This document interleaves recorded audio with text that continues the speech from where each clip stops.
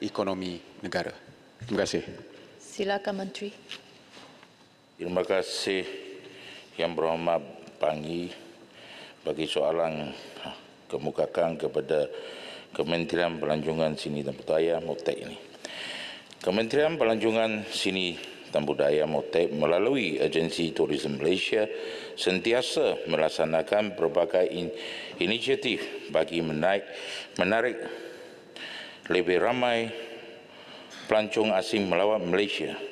Antaranya adalah meningkatkan kekerapan penambangan melalui penambangan berjadual dan sewa khas atau charter flight.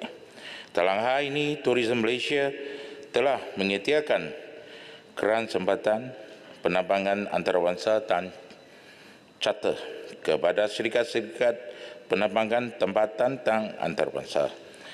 Antara penambangan yang dibawa masuk melalui GSPC bagi meningkatkan kekerapan penambangan dan kepastinya tempat duduk adalah penambangan berjadual schedule flight Dubai, UAE, Kuala Lumpur dan Karachi, Pakistan, Kuala Lumpur oleh Patek Air. Penambangan berjadual dari Emistar, Trivandrum ataupun Amibat India ke Malaysia oleh Malaysia Airlines. 7 laluan menggunakan penambangan sewa khas dari bandar-bandar first and second tier TBRC bagi penumpang pembinaan semasa perayaan Tahun Baru Cina dan cuti Spring Festival seperti Nanjing, Tawau, Chengdu, Kuala Lumpur, Siang, Kuala Lumpur, Chengdu, Langkawi, Chengdu, Kota Kinabalu, Chongqing, Langkawi, Xingyang, Kuala Lumpur. Selain itu, Malaysia turut menerima beberapa laluan lagi penerbangan baru. Antaranya adalah dari Asia Barat, Dubai, Langkawi, Pulau Pinang oleh Flyer Dubai, Pedek Kuala Lumpur oleh Iraqi Airways, Jeddah Kuala Lumpur oleh Patek Air. Dari Asia Tenggara, sepihak Turki Kuala Lumpur oleh Patek Air, Askapat Kuala Lumpur oleh Tasman Airlines, Takkan Kuala Lumpur oleh Patek Air. Dari Asia Utara, Kaohsiung Kuala Lumpur oleh Patek Air, Siam Kuala Lumpur oleh Asia Air, dari ASEAN Patang Kuala Lumpur oleh Patek Air. Manakala penerbangan dijangkakan akan memulakan beberapa penerbangan baru ke Malaysia adalah seperti berikut. Dari Eropah, London Kuala Lumpur oleh British Air. Dari ASEAN, penumpang Kuala Lumpur oleh Cambodia Airways. Changi, Cebu oleh Scoot. Sekian, terima kasih. Bangi. Terima kasih YB Menteri atas jawapan yang saya fikir memuaskan tadi ya. Untuk soalan susulan saya, YB Menteri, saya ingin bertanya tentang isu chartered flights ini.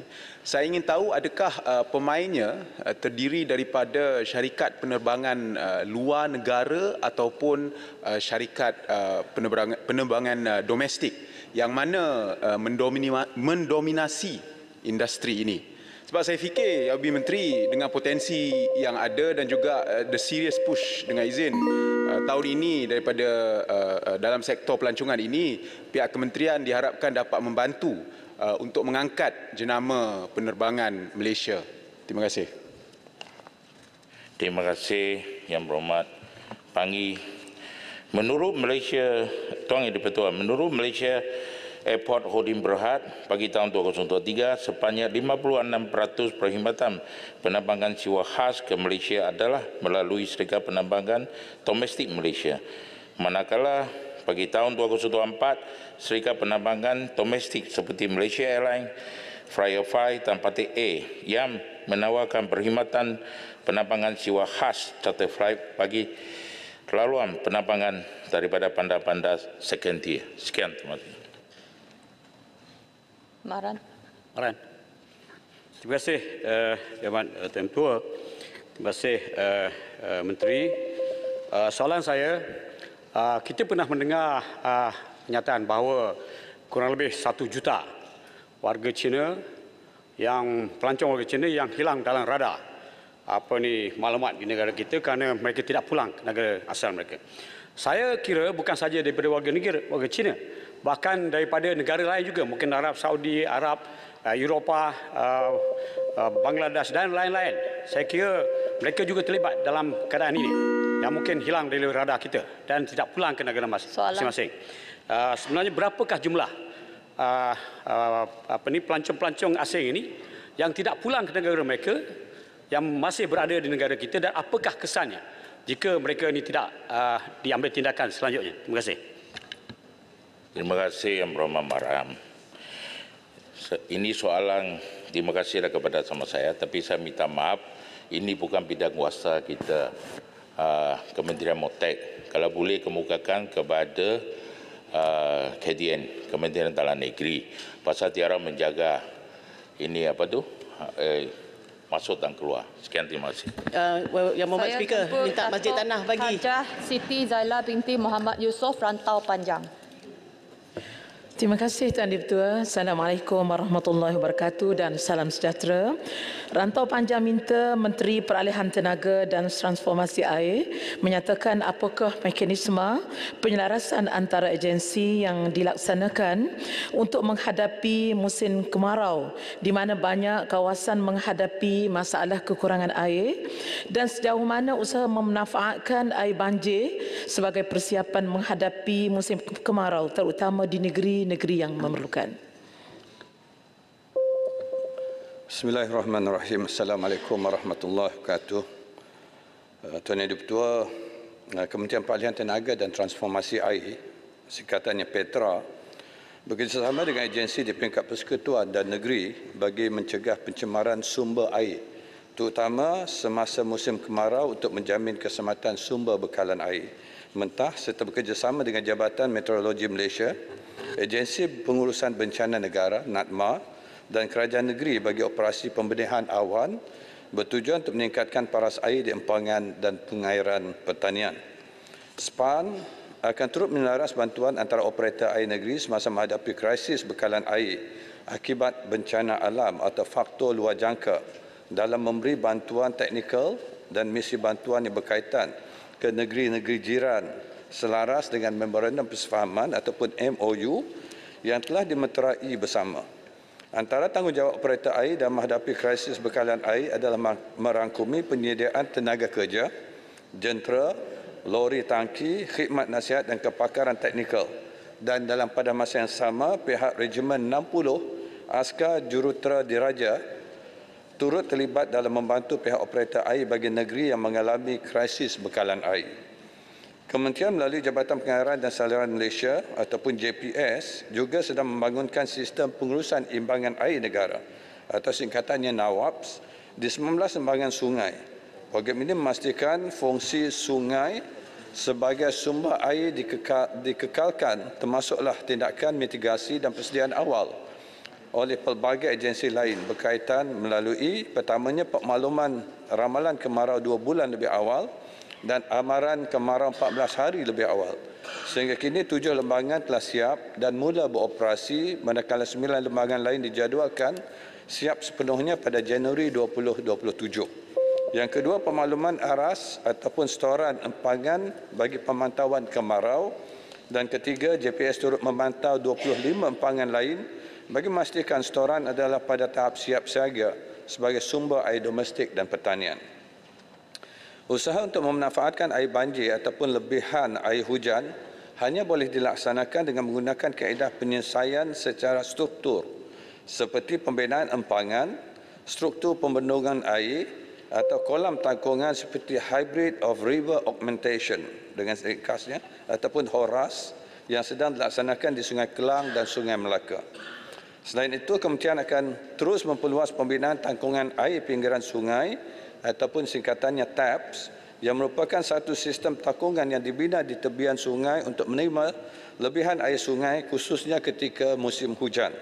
Tekungan air daripada taps akan dilepaskan ke aliran sungai atau terus ke LRA jika diperlukan ketika musim kering atau ketika berlakunya pencemaran di sungai bergantung kepada kapasiti dan sumber air yang ada.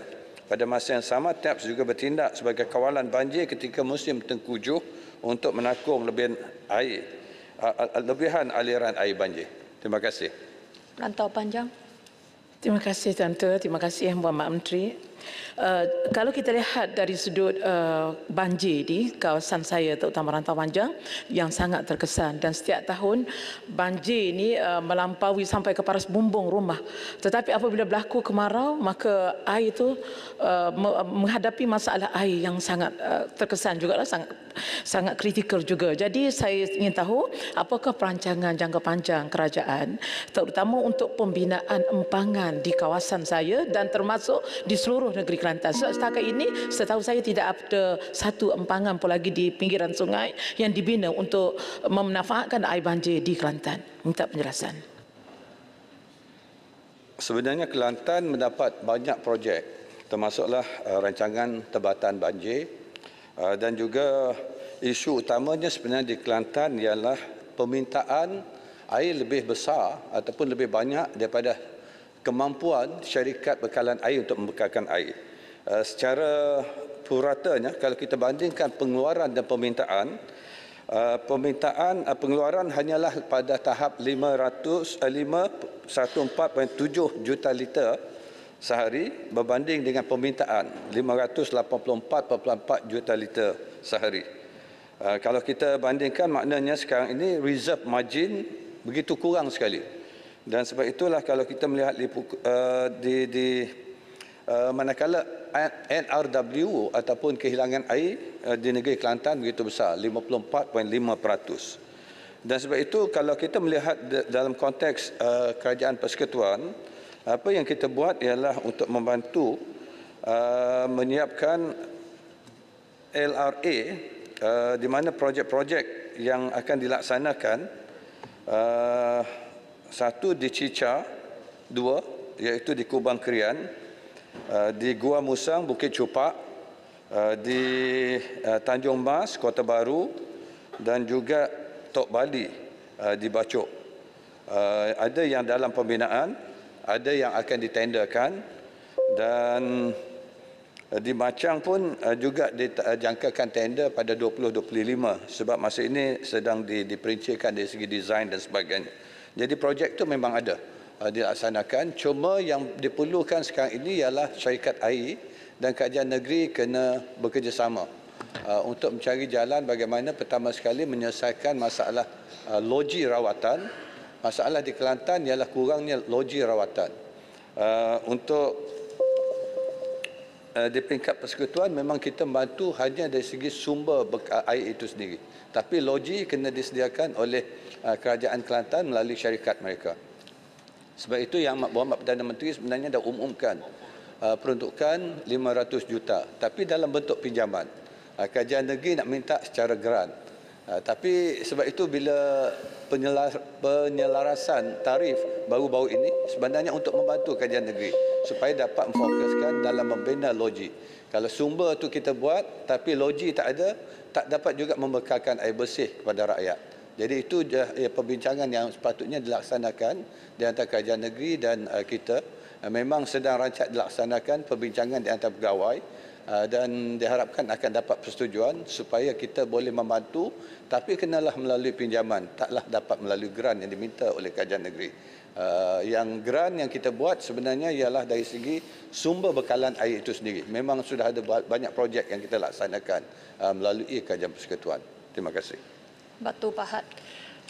Tadi Menteri ada memberitahu di Dewan ini tentang putukan di Kelantan tempatan banjir. Boleh Menteri kongsikan data atau rekod terkini putukan tempatan banjir yang diterima oleh negeri Kelantan?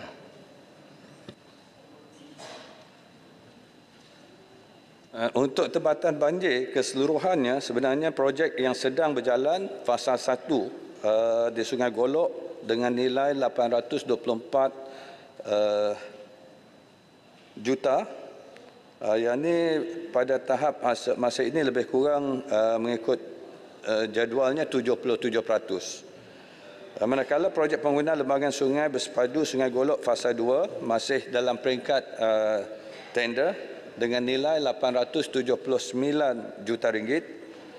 Untuk projek lembangan sungai bersepadu Sungai Golok fasa 3 430 yang ini pun sudah pun melalui tender.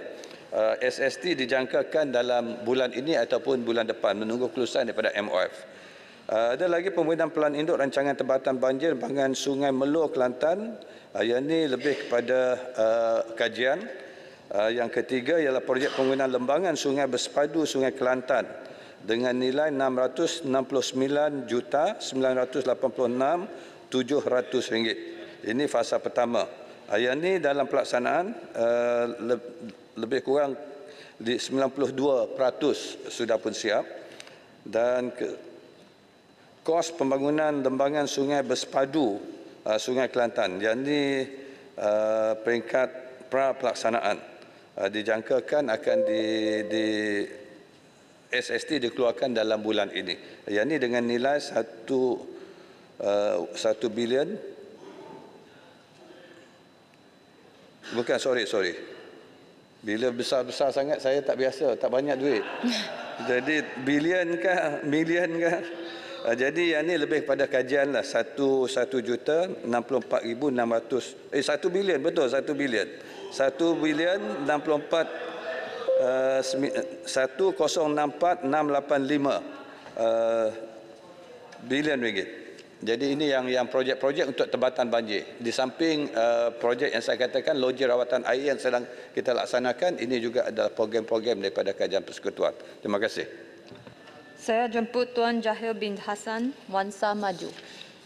Terima kasih Puan Yang di-Pertua. Wansa Maju minta Menteri Ekonomi menyatakan hala tuju dan pendekatan baru yang sedang dirangka oleh kerajaan hasil daripada Kongres Ekonomi Bumiputera 2024 yang telah diadakan pada 29 Februari hingga 2 Mac 2024 bagi melonjakkan lagi tahap sosioekonomi Bumiputera menerusi pelbagai bidang dan sektor agar terus berdaya saing. Terima kasih. Assalamualaikum warahmatullahi wabarakatuh dan salam sejahtera. Yang di-Pertua, Ahli Dewan yang mulia.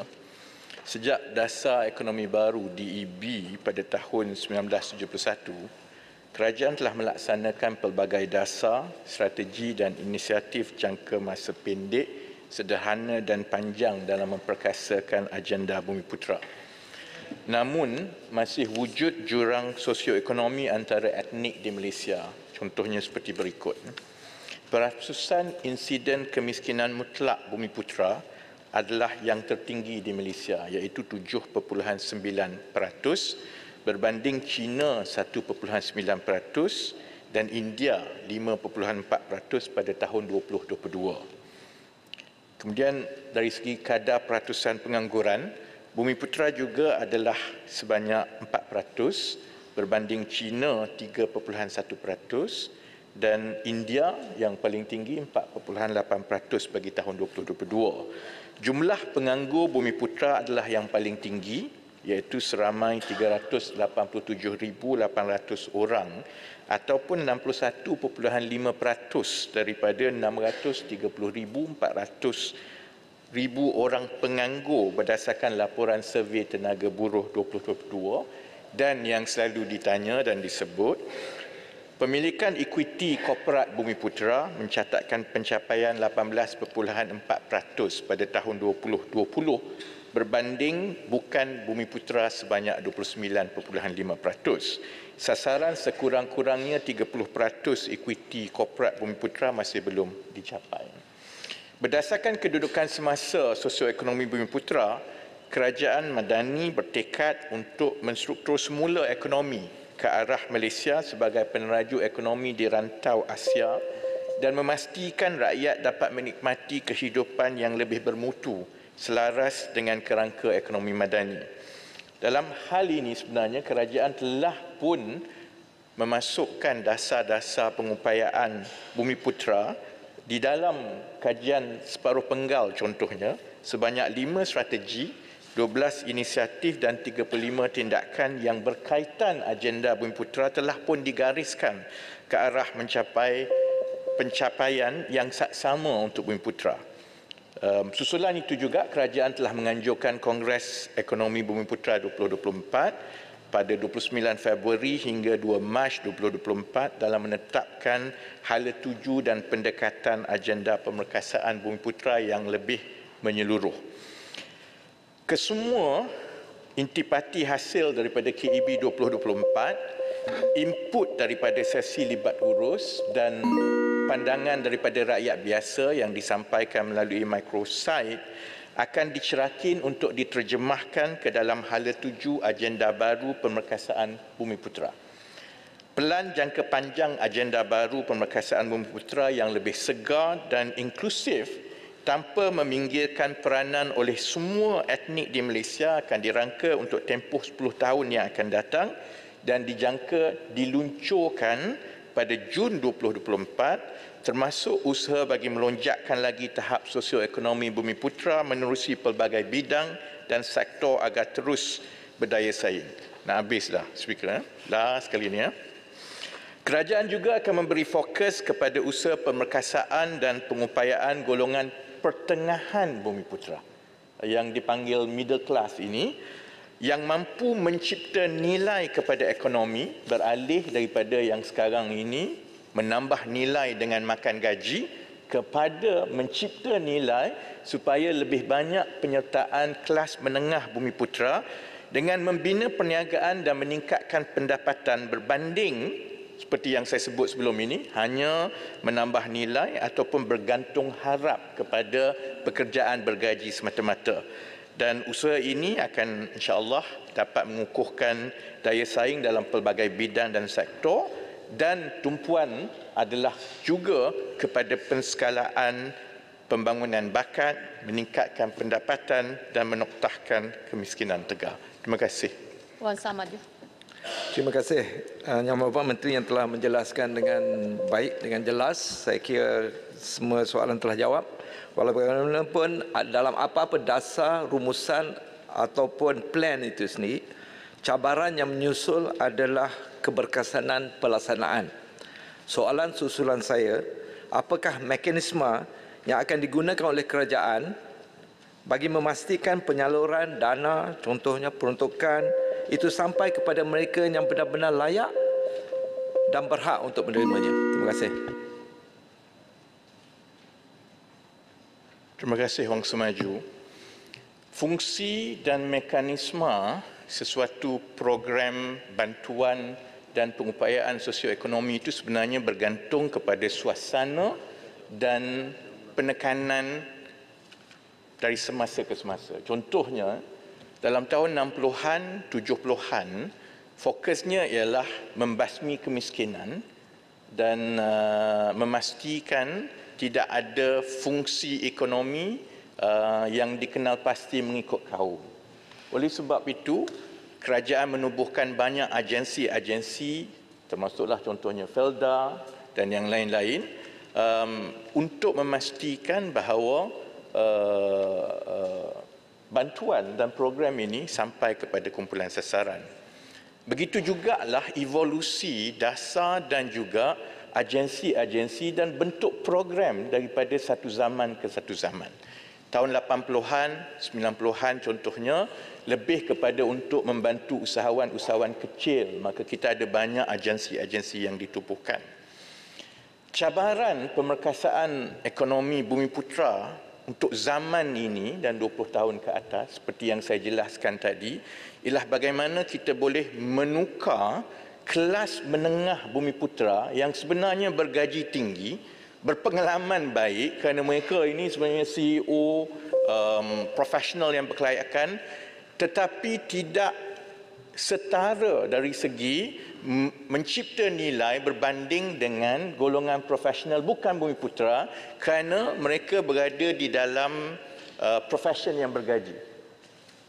Fokus ini bermakna untuk kita menggalakkan lebih ramai profesional dan kelas menengah Bumiputera mencipta nilai, maka kita juga perlu beralih dari segi mobilisasi kapital yang bergantung kepada agensi kerajaan semata-mata kepada mobilisasi kapital yang lebih banyak berkitar di kalangan golongan profesional, menengah dan golongan atasan Bumiputera. Sebab itu pandangan saya Wangsa Maju bahawa tumpuan kita perlu juga beralih ke arah mewujudkan dasar bukan semata-mata agensi ataupun pendanaan yang besar daripada kerajaan untuk memastikan seperti mana golongan bukan Bumiputera ataupun golongan kelas menengah di negara-negara lain akan terus membiayai penciptaan nilai melalui perusahaan-perusahaan baru sesama kelas menengah. Perkara ini dilakukan melalui fungsi swasta. Jadi sebab itu tumpuan sepatutnya lebih kepada membina ekosistem dari segi undang-undang, dari segi insentif percukaian, dari segi pembinaan bakat pelaburan di kalangan kelas menengah profesional supaya dana yang ada ini dapat disalurkan sama ada dengan izin yang dipertua, sama ada melalui private equity ataupun venture firm. Dan yang inilah yang pada pandangan kami itu akan membolehkan penskalaan perniagaan Bumiputera yang digerakkan oleh kelas menengah ini akan meningkatkan lagi pemilikan equity, penyertaan dan penguasaan Bumiputera di dalam ekonomi. Terima kasih Yang Dipertua. Kuala Terengganu. Ya. Terima kasih Yang Dipertua. Saya ucap tahniah tentang Kongres Ekonomi Bumiputera 2024 ini yang berakhir 2 Mac.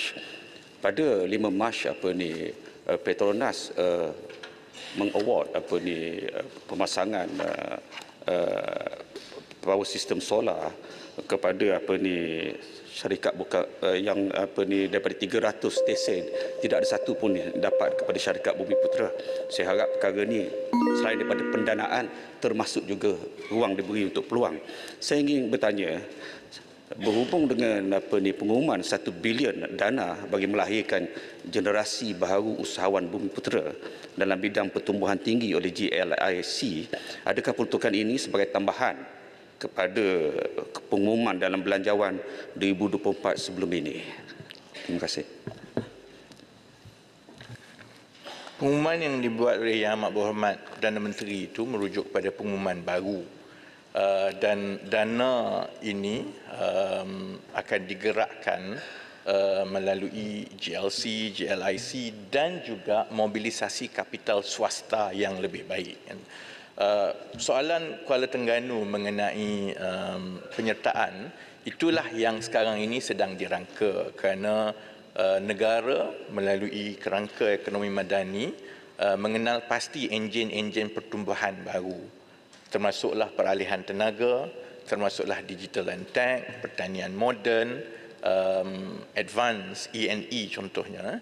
Ini adalah sektor-sektor yang boleh melonjakkan penyertaan ekonomi usahawan negara ke dalam rantaian nilai antarabangsa, dan ia mempunyai kandungan nilai yang tinggi dan juga kepakaran yang lebih tinggi berbanding dengan yang biasa.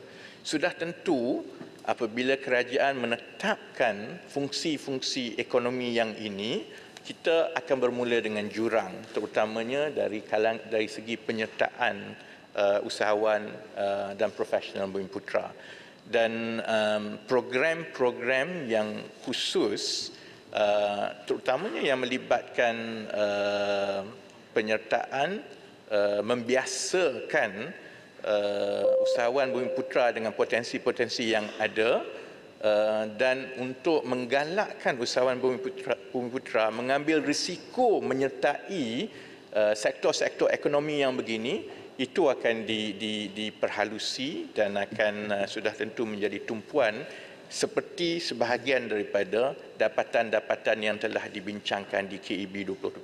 Terima kasih. Yang Berhormat, sekarang tamatlah sesi untuk waktu pertanyaan menteri pada hari ini. Terima kasih Yang Berhormat. Pertanyaan bagi jawab lisan. Saya jemput Dato' Muhammad Isam bin Muhammad Isa, Tampin. Terima kasih Timbalan Di-Pertua. Dari Tampin ke Lubuk Antu, soalan Tampin nombor 1.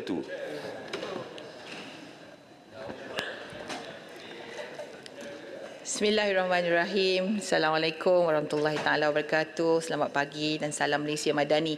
Terima kasih Puan Yang Di-Pertua. Terima kasih kepada Yang Berhormat Tampin yang bertanya soalan yang ingin tahu berkenaan dengan penglibatan pengguna di platform aduan. Puan Yang Di-Pertua, selaku kementerian yang bertanggungjawab untuk menjaga kepentingan pengguna, maka pihak kementerian menyediakan ruang dan peluang untuk rakyat menyuarakan apa-apa aduan, sama ada berkaitan ketiadaan bekalan barangan maupun isu berkaitan kenaikan harga barang, terutama harga barangan asas atau sebarang masalah berkaitan penyelewengan peniaga dan apa-apa sahaja yang berkaitan dengan hak pengguna. Justru itu, kementerian menyediakan 7 platform untuk memberi saluran aduan. Ya. Antaranya termasuk boleh buat aduan melalui QR code, boleh buat aduan melalui WhatsApp, boleh guna portal e-aduan, ya, call center, aplikasi dan sebagainya, aplikasi Easy Adu.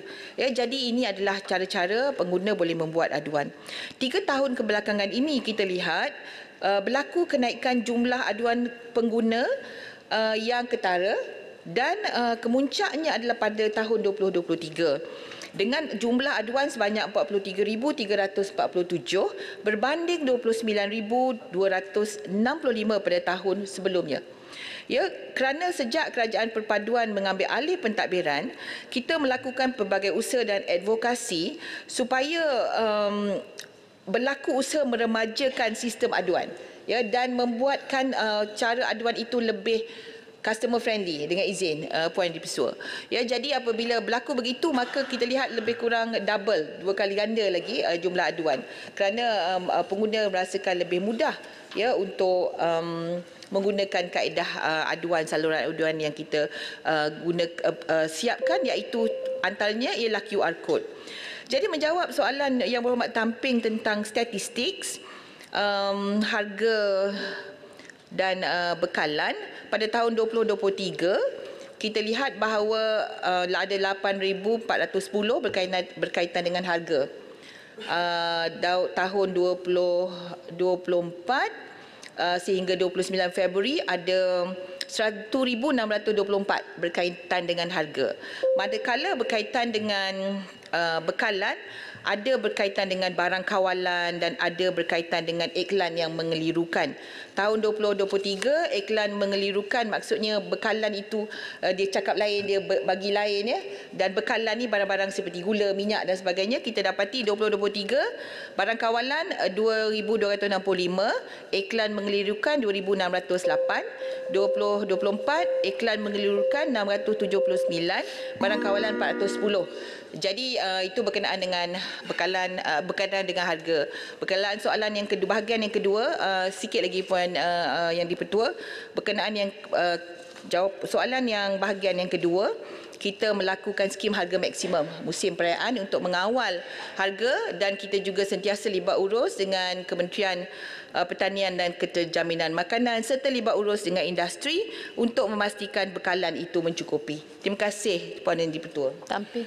Terima kasih Yang Berhormat Timbalan Menteri. Apabila bercakap soal platform aduan, ianya sama seperti tempat untuk rakyat meluahkan tekanan dan perasaan. Perkara mustahak yang rakyat dan di luar sana mahu saksikan adalah tindakan dan pembaharuan oleh KPDN. Soalan saya, sejauh manakah kekuatan penguatkuasaan KPDN pada masa ini, sama ada mencukupi atau sebaliknya?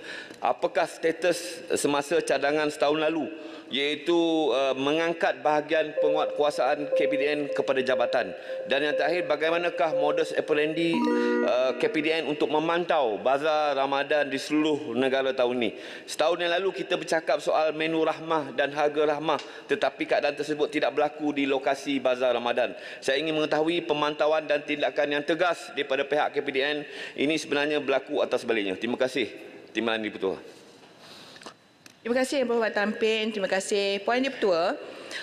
Berkenaan dengan penguatkuasa, kita ada 2,300 jumlah anggota penguatkuasa, dan mengangkat daripada bahagian kepada jabatan itu ada keputusan yang agak positif. ya, keputusan yang agak positif, cuma dia ada technicalities yang berhormat tampin. Apabila kita menjadi jabatan, dia ada implikasi-implikasi kerana pertanggungjawaban itu. Jadi itu yang sedang dikaji dengan lebih dalam. Sebab kalau tidak, mereka penguatkuasa bertanggungjawab kepada bahagian, bertanggungjawab kepada pengarah negeri, tapi sekarang kalau di negeri-negeri mereka ada jabatan, mereka berdikari dan ada isu-isu dari sudut pertanggungjawaban di situ. Jadi sedang dikaji. Berkenaan dengan Bazar Ramadan, kita akan laksanakan ops pantau bermula 12 hari bulan 3 2024 di setiap Bazar Ramadan supaya memastikan bahawa tidak ada peniaga yang mengambil kesempatan menaikkan harga yang tidak munasabah. Dan juga di 60 lokasi Bazar Ramadan Rahmah di seluruh negara, kita akan adakan, kita menyasarkan sekurang-kurangnya 40% peniaga menawarkan menu rahmah. InsyaAllah dalam Bazar Ramadan Rahmah, 40% peniaga disasarkan untuk menawarkan menu rahmah, dan di Bazar Ramadan Rahmah juga kita akan memberi insentif kepada peniaga yang menawarkan menu rahmah sebanyak RM50, dan juga kita akan beri insentif kepada pengunjung e-wallet RM20, dan di setiap lokasi ada 2,000 e-wallet akan dikeluarkan untuk membantu pengunjung-pengunjung di Bazar Ramadan Rahmah untuk membeli dengan harga yang murah. Ada menu rahmah, ada e-wallet lagi, Puan Yang Di-Pertua. Terima kasih yang buat tamping.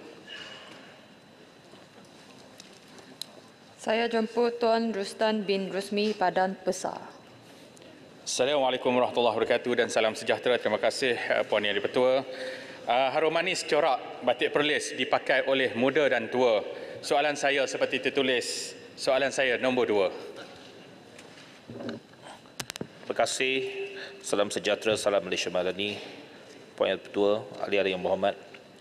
Untuk makluman ahli yang berhormat, perkhidmatan ETS masa ini menyediakan sebanyak 32 perkhidmatan sehari, termasuk 10 perkhidmatan ETS laluan dari dan ke Padang Besar. Terdapat 2 stesen untuk perkhidmatan ETS di Perlis, iaitu Padang Besar dan Arau. Untuk memenuhi permintaan yang baik daripada penumpang ETS, Kementerian Pengangkutan telah membuat perolehan 10 set train elektrik 6 kos baharu sebagai tambahan kepada 24 set train elektrik yang kini digunakan untuk operasi perkhidmatan ETS. Set train elektrik baru tersebut dijadualkan akan digunakan untuk operasi perkhidmatan ETS secara berperingkat mulai awal tahun 2025. Jumlah penumpang train ETS bagi tahun 2023 adalah sebanyak 4,115,242 orang setahun.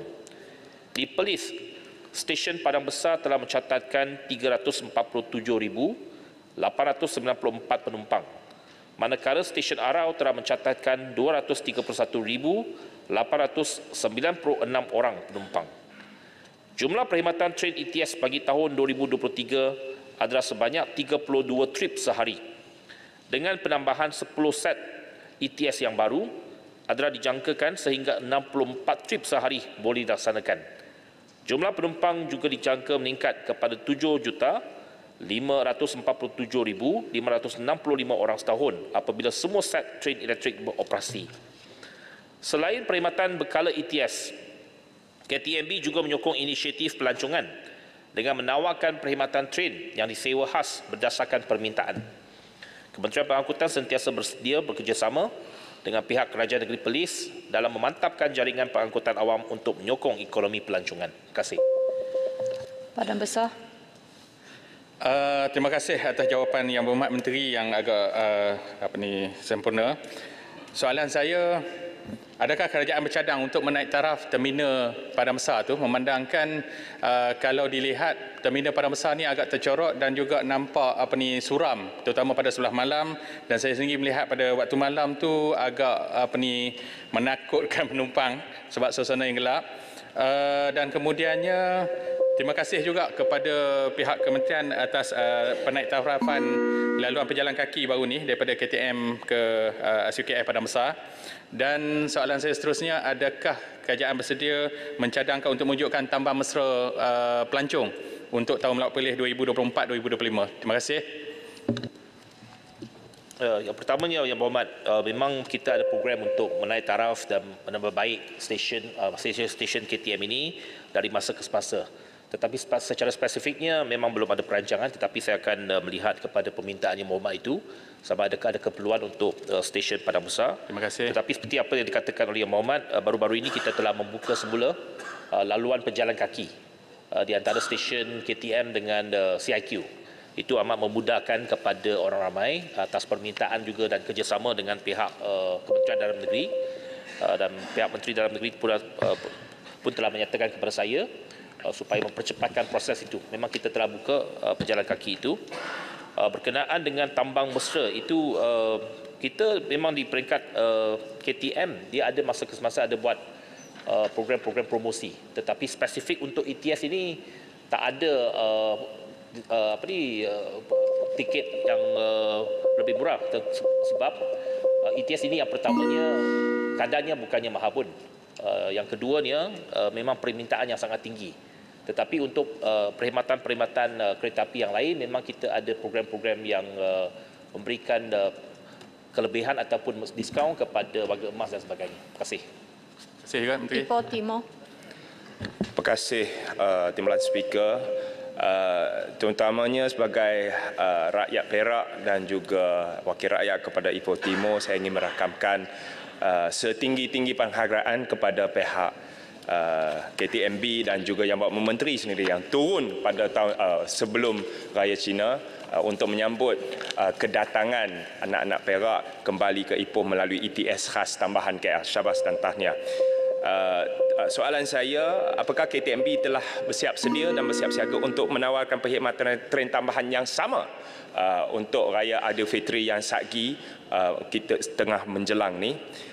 Kerana kita sedia maklum bahawasanya bilangan orang yang nak balik kampung ke Ipoh ni cukup ramai, minta mohon ditimbangkan dan pendirian kementerian sendiri adakah ia akan dibuat untuk Raya Aidilfitri dan juga adakah apa-apa insentif akan dibekalkan untuk anak-anak muda supaya waktu balik kampung tu jangan naik motosikal, boleh naik ETS, boleh naik train.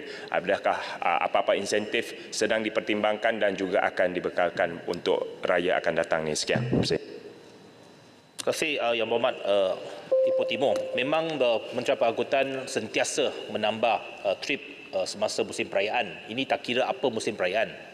Tahun Baru Cina baik, Hari Raya Aidilfitri baik, musim cuti ataupun Hari Christmas dan sebagainya. Memang sentiasa pihak KTM akan menambah trip ETS, khususnya bukan saja sampai ke Ipoh tetapi sampailah Butterworth, sampailah ke Padang Besar, supaya lebih ramai orang dapat menggunakan perkhidmatan pengangkutan awam khususnya kereta api untuk balik kampung beraya. Aidilfitri juga sama, akan dilancarkan tak lama lagi. Biasanya kita biarkan dulu tiket-tiket biasa dapat dijual menjelang mungkin beberapa minggu sebelum raya. Ini belum masuk bulan Ramadan lagi. Kita akan lancarkan untuk Raya Aidilfitri nanti. Memang akan diperkenalkan train-train tambahan untuk cuti Hari Raya Aidilfitri. Cuma untuk insentif-insentif ini memang kita tak banyak. Yang pertamanya ada kekangan. Walaupun kita tambah trip, tetapi memang tak ramai yang boleh dapat menggunakan perkhidmatan ETS. Mungkin 20,000, 30,000 orang. Tetapi nak balik ke kampung masing-masing itu berjuta. Jadi memang sukar untuk menyatakan bahawa perkhidmatan train ini dapat menampung permintaan semua pihak. Cuma memang kita mengharapkan supaya rakyat, terutamanya anak-anak muda, lebih banyak menggunakan perkhidmatan pengangkutan awam, termasuklah bas-bas ekspres dan sebagainya. Bukan saja kereta api tetapi juga bas.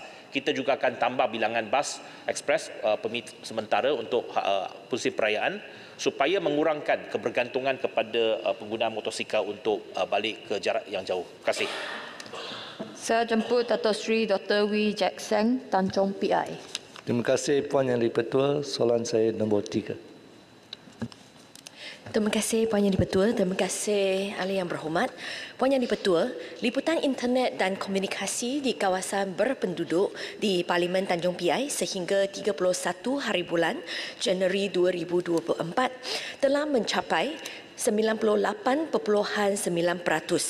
bagi meningkatkan kadar liputan internet di baki kawasan berpenduduk yang belum mendapat liputan termasuk di Tanjung Piai, kerajaan melalui Suruhanjaya Komunikasi dan Multimedia MCMC telah melancarkan inisiatif Pelan Jalinan Digital Negara Jendela. Di bawah Pelan Jendela, inisiatif yang dilaksanakan meliputi pembinaan menara baharu, menaik taraf pemancar sedia ada dan penyediaan sambungan gentian optik kepada premis. Sehingga 31 hari bulan Januari 2024 bagi Parlimen Tanjung Piai, sebanyak 8 daripada 13 menara baharu telah siap dibina dan beroperasi.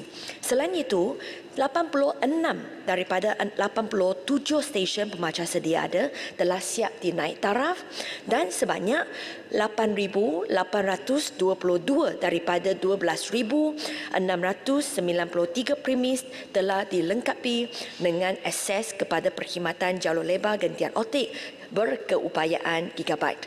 Bagi kesemua inisiatif yang dirancang dijangka siap secara berperingkat pada penghujung tahun 2025.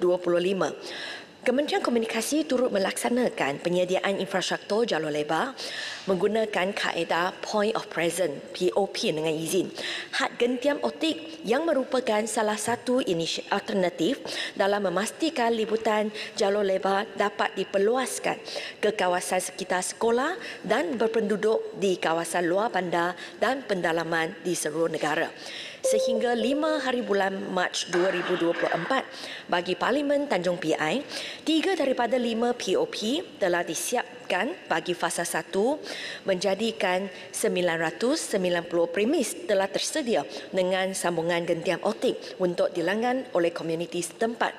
Manakala 34 POP bagi fasa 2 akan juga dibina di Parlimen Tanjung Piai dan dijadualkan siap sepenuhnya menjelang tahun 2025. Bagi capaian internet di dalam kawasan sekolah, ianya terletak di bawah Kementerian Pendidikan Malaysia. Berkenaan dengan kawasan yang diutarakan oleh ahli yang berhormat, pihak MCMC memerlukan maklumat yang lebih terperinci berkenaan dengan isu yang dihadapi.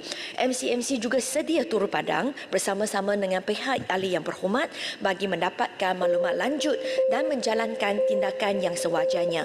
Maklum balas daripada penduduk setempat yang mengalami isu perkhidmatan internet juga amat dialu-alukan bagi membolehkan tindakan selanjutnya boleh diambil. Sebarang aduan bolehlah disalurkan terus kepada pemberi perkhidmatan ataupun portal aduan MCMC menerusi pantau laman sesawang di https://aduan.mcmc.gov.my. Sekian jawapan saya. Terima kasih. Tanjung Piai. Terima kasih Puan Yang Di-Pertua, terima kasih Yang Hormat Menteri. Jawapan tadi saya nampak seolah-olah selesai sudah masalah saya di Parlimen Tanjung Piai. Tetapi ini kenyataan ya. Perkara ini saya telah bangkit banyak kali di Parlimen dan jawapannya nampak seolah-olah selesai. Tapi ini perkara nyata di kawasan Kukup Air Masin termasuk sekolah, college community, ada college vocational di kawasan itu pun. Jadi nampaknya selesai, tetapi sebenarnya memang saya terima banyak aduan termasuk pelancong juga mengatakan lemahnya internet ni. Jadi tadi jawapan tu mengatakan seolah-olah selesai. Saya nak tahu ini perkara yang tak selesai. Cuma saya nak tahu kementerian bagaimana boleh bantu untuk mengatasi kenyataan tak selesai. Ya, jawapan selesai. Jadi harap ambil tindakan yang sesuai, membantu saya selesaikan sebab kawasan air masin Kukulau itu merupakan kawasan perancongan yang memang menerima aduan setiap masa dan juga sekolah termasuk college vocational. Apakah tindakan ataupun cara yang boleh bantu saya di Parlimen Tanjung Piai? Sekian, terima kasih. Terima kasih Puan Speaker, terima kasih ahli yang berhormat ataslah soalan tambahan tersebut. Sebab tu saya nak menyatakan di sini bahawa dalam jawapan saya tadi pun sebut maklum balas daripada penduduk-penduduk setempat dan juga ahli-ahli yang berhormat adalah sangat diperlukan untuklah kita teruslah memantau perkhidmatan internet di sesuatu tempat. Saya ingin kongsi dengan ahli yang berhormat. Memang untuk tahun 2022 MCMC terima aduan daripada portal aduan mereka. Untuk kawasan Kukup, kami terima 18 aduan tentang liputan perkhidmatan mudah alih dan 2 aduan tentang jalur lebar tetap. Isu tu sudah selesai. Dan juga untuklah air masim langsung tak ada sebarang aduan yang diterima sepanjang tahun 2022. Bagi tahun 2023, 1 aduan terima untuk kawasan Kukup tentang liputan perkhidmatan mudah alih dan juga 1 aduan diterima tentanglah perkhidmatan jalur lebar tetap. Dalam rekod sini MCMC, isu itu pun sudah selesai. Masih sekali lagi tiada apa-apa aduan yang diterima oleh MCMC. Dan kami pun, MCMC pun 2 kali buka kaunter aduan di Parlimen pada tahun yang lalu, bulan Mac dan juga bulan Oktober. Bulan Mac memang Ahli Yang Berhormat Tanjung PI telah pergi ke sana dan bagilah beberapa isu. Saya percaya Ahli Yang Berhormat juga telah menerima maklum balas daripada MCMC. Sebab tu saya rasa, saya tak nafikan bahawa masih ada aduan on the ground, tetapi sama ada maklumat itu sampai di MCMT, saya rasa itu saya pun perlulah kerjasama daripada Ahli Yang Berhormat. Sebab tu saya sebut tadi dalam jawapan saya, MCMC Johor sedia untuklah turun padang bersama dengan Ahli Yang Berhormat, pergi ke Kukup, pergi ke air masim untuk kita meneliti apa isu di sana. Tetapi saya juga perlu tegaskan di sini dan ulang di sini sekali lagi, kalau isu liputan tu adalah di dalam sekolah ataupun dalam college community, itu adalah di bawah bidang kuasa KPT ataupun KPM, kerana itu adalah dalam kawasan sekolah. Tetapi tak ada masalah.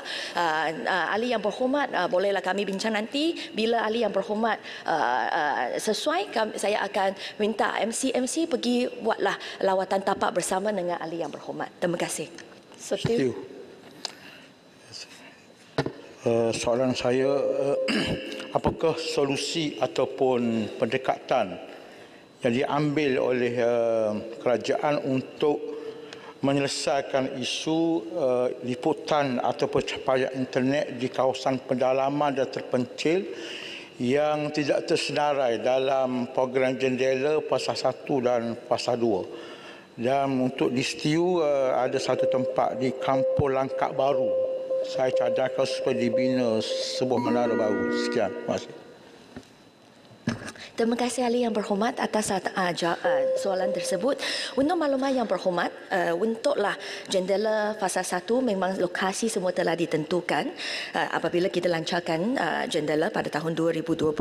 Tetapi untuk senarai Fasa 2 kami belum finalize lagi. Jadi saya akan kemukakan permintaan daripada Ahli Yang Berhormat kepada MCMC tengok sama ada sudah dimasukkan dalam rancangan atau tidak. Kalau masih tak masuk dalam rancangan, saya akan minta MCMC untuk carilah satu penyelesaian untuk kawasan tersebut. Terima kasih Ahli Yang Berhormat. Saya jemput Dr. Haji Abdul Ghani bin Ahmad Jalun. Bacaan tahlil doa selamat. Moga majlis mendapat berkat. Jawapan Menteri biarlah tepat. Soalan saya nombor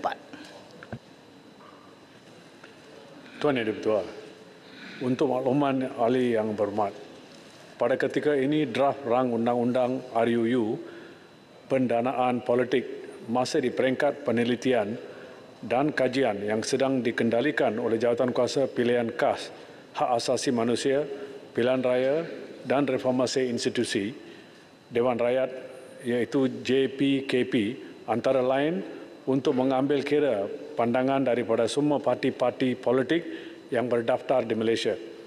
Susulan rujukan perkara dasar mengenai draft rang undang-undang pendanaan politik oleh Kerajaan Madani kepada JPKP, satu mesyuarat telah diadakan pada 29 hari bulan Februari 2024. Menerusi mesyuarat berkenaan, terdapat keperluan untuk penjelasan menyeluruh dilihat dalam perkara-perkara yang telah dibangkit di dalam mesyuarat tersebut yang meliputi A. Hak skop bayaran sumbangan individu maupun syarikat, dan B. Ketetapan tentang pendanaan awam untuk parti-parti politik.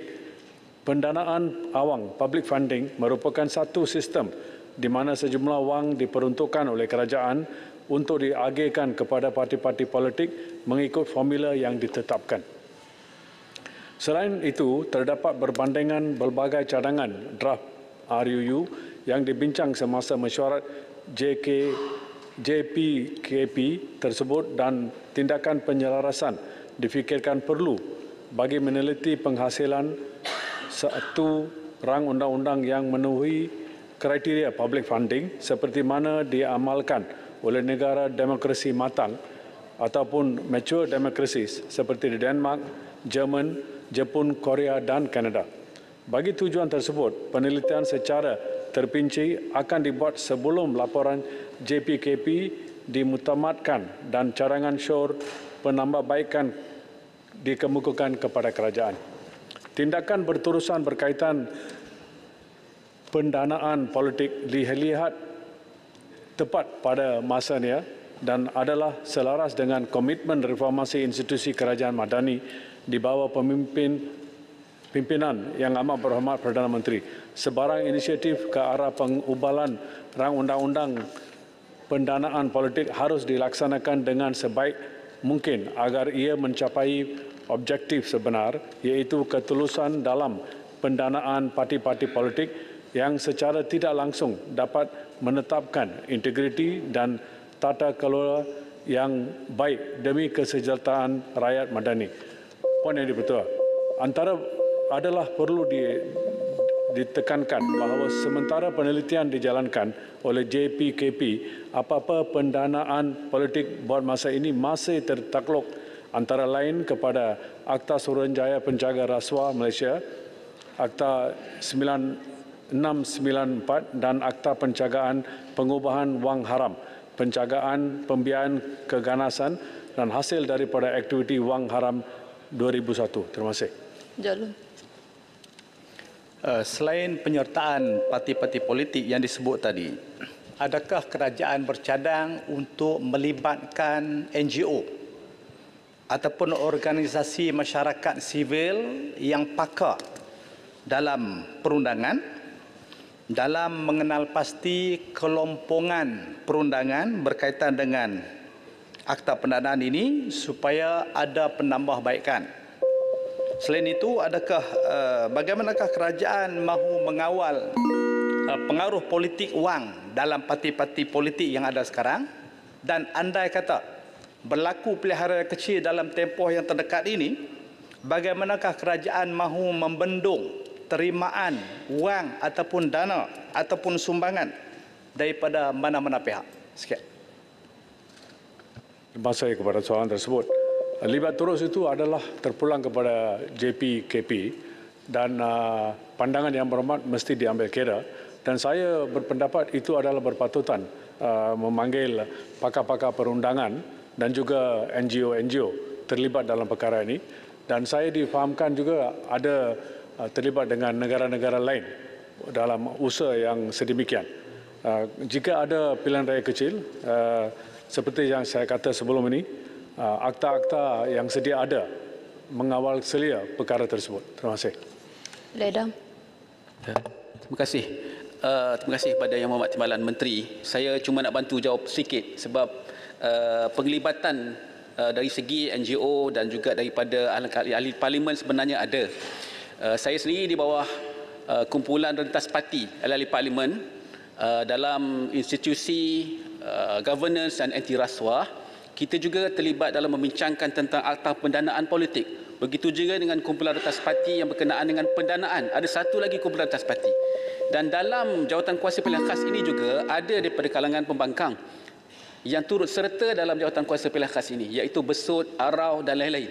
Jadi maknanya libat urus ini berjalan, dan saya galakkan supaya ramai daripada kalangan kita semua terlibat sama memberikan pandangan dan pastikan supaya akta ini berjalan dengan betul dan tepat. Ada soalan? Tak ada soalan. Pandangan itu boleh diterima. Saya percaya bahawa ahli-ahli politik dari pembangkang boleh memainkan peranan yang besar dalam hal ini. Terima kasih. Saya dimaklumkan bahawa Pasir Kudan tiada dalam Dewan. Jadi saya jemput Datuk Cleo bin Muhammad Noor Ketereh. Bismillahirrahmanirrahim. Terima kasih Timbalan Speaker. Soalan saya nombor 6. Bismillahirrahmanirrahim. Assalamualaikum warahmatullahi wabarakatuh dan salam sejahtera. Puan Yang Di-Pertua, terima kasih Yang Berhormat Ketereh di atas soalan yang dikemukakan. Puan Yang Di-Pertua, kerajaan sentiasa berusaha untuk memastikan kebajikan anggota tentera sentiasa terjaga bagi memastikan mereka terus bersemangat untuk menyumbang khidmat bakti dengan sebaiknya kepada negara. Berhubung dengan perkara ini, Kementerian Pertahanan sentiasa melaksanakan senggaraan rumah keluarga Angkatan Tentera Rekat sedia ada di seluruh negara melalui peruntukan tahunan yang diterima.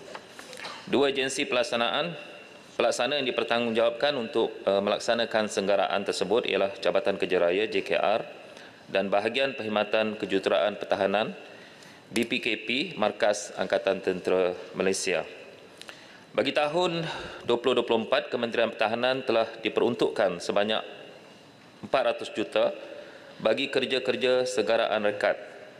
Pada tahun ini juga, skop kerja bagi peruntukan belanja mengurus OE ke belanja pembangunan DE telah diperluaskan kepada bukan sahaja kepada rekat, tetapi termasuk juga blok penginapan anggota bujang, wisma transit dan juga kemudahan taman permainan dan juga riadah. Dan Kementerian Pertahanan telah merancang kerja-kerja penyelenggaraan melibatkan 16,700 unit rekat di seluruh Malaysia yang dijangka akan disiapkan dalam tahun semasa. Itu saja jawapan. Ketereh. Soalan tambahan saya berkenaan dengan projek SASAR. Saya dipahamkan ada projek SASAR di di Sungai Besi dan juga Ken Wadiban. Saya nak minta pencerahan sikit daripada Timbalan Menteri.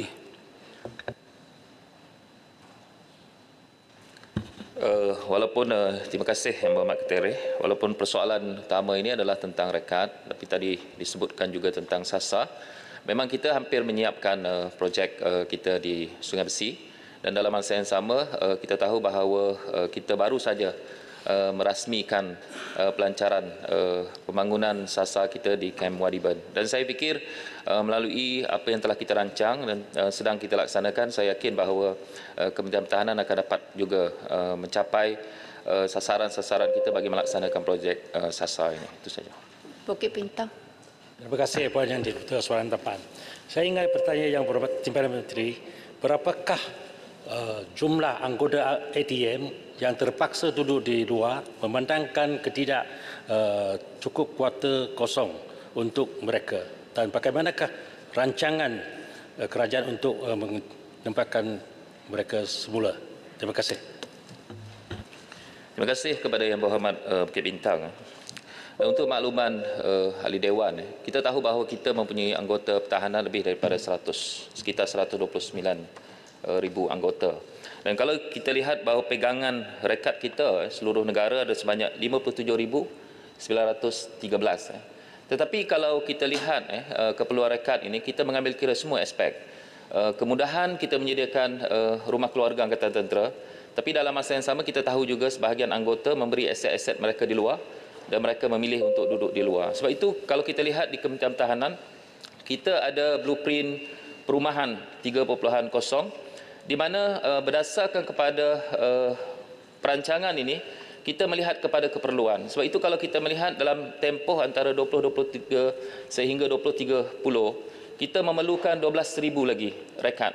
Sebab itu kalau kita lihat dari segi pembangunan kita, setakat ini kita telah siapkan 4,700, ada 3,400 dalam pembinaan, 633 dalam proses perolehan dan 1,343. Jadi kalau kita lihat menjelang 2030 kita ada 12,000 keperluan dan kalau kita lihat perancangan kita sedang merancang sehingga 2027. Jadi saya fikir macam tadi persoalannya bukan sahaja kita melihat kepada berapa ramai anggota dan berapa ramai rekat, tapi kita melihat kepada keperluan-keperluan itu. Itu saja jawapan saya. Saya jemput Tuan Tan Kahin Kopeng. Terima kasih kepada Timbalan Yang Di-Pertua. Soalan Kopeng, soalan 7. Terima kasih Puan Timbalan Yang Di-Pertua. Terima kasih Yang Berhormat Goping. Untuk maklumat ahli Yang Berhormat, industri kelapa sawit adalah berintensifkan tenaga buruh dengan penggunaan teknologi yang rendah dan bergantung pada pekerja asing dalam pengusahaan dan penuaian. Penggunaan teknologi terkini Seiring dengan perkembangan arus dunia adalah satu keperluan untuk memastikan kemampanan industri sawit. MOSTI bersama dengan Kementerian Perladanan dan Komoditi sedang meneliti pembangunan teknologi yang mampu mempercepatkan proses penuaian menggunakan konsep seperti lenggan robotik, teknologi haptik, kawalan yang lebih cekap, kuasa yang lebih baik, sistem teleoperasi, pemetaan, komponen AI dan augmented reality AR, meningkatkan kecekapan dan daya saing terutama bagi penuaian kelapa sawit. Seperti mana kerisauan yang diutarakan oleh Menteri Perladanan dan Komoditi semasa menjawab soalan YB Paya Besar pada 28 hari bulan Februari, MOSTI telah sedia memahami isu kritikal dalam industri sawit termasuk isu ketiadaan teknologi bagi mengutip buah sawit. Perkara ini sedang dalam perhatian MOSTI. Oleh itu, MOSTI melalui agensinya MIMOS sedang melaksanakan beberapa projek pembangunan teknologi yang bertujuan membantu mengurangkan kebergantungan kepada tenaga buruh dalam pengusahaan ladang.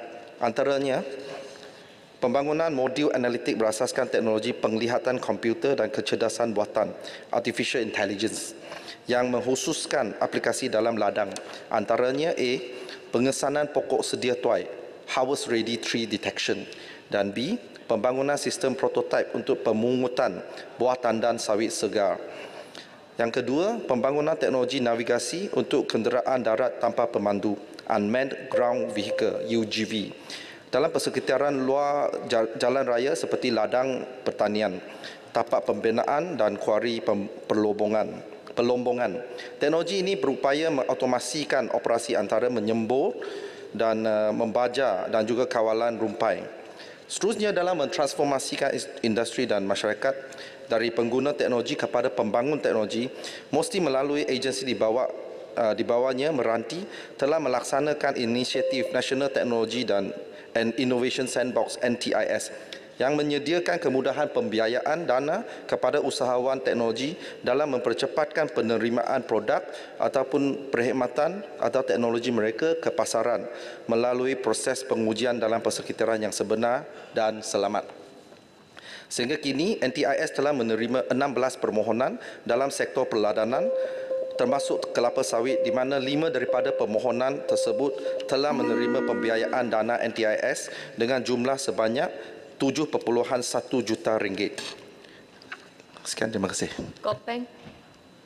Terima kasih kepada Yang Berhormat Menteri atas jawapan yang bagi saya cukup komprehensif dan baik, dan kita jelas bahawanya pengaplikasian teknologi mampu untuk mengubahkan kehidupan harian untuk rakyat dan juga industri, pemain industri. Oleh itu, sebagai saya ingin bertanya kepada pihak menteri, sebagai kementerian yang bertanggungjawab dalam melaksanakan penyelidikan dan pembangunan R&D, saya ingin bertanya kepada pihak menteri, berapakah hasil kajian R&D yang telah pun dihasilkan setakat ini bagi RMK 12 dan apakah pecahan mengikut sektor yang dapat dimanfaatkan tentang pengaplikasian teknologi ini? Terima kasih. Puan Timbalan betul.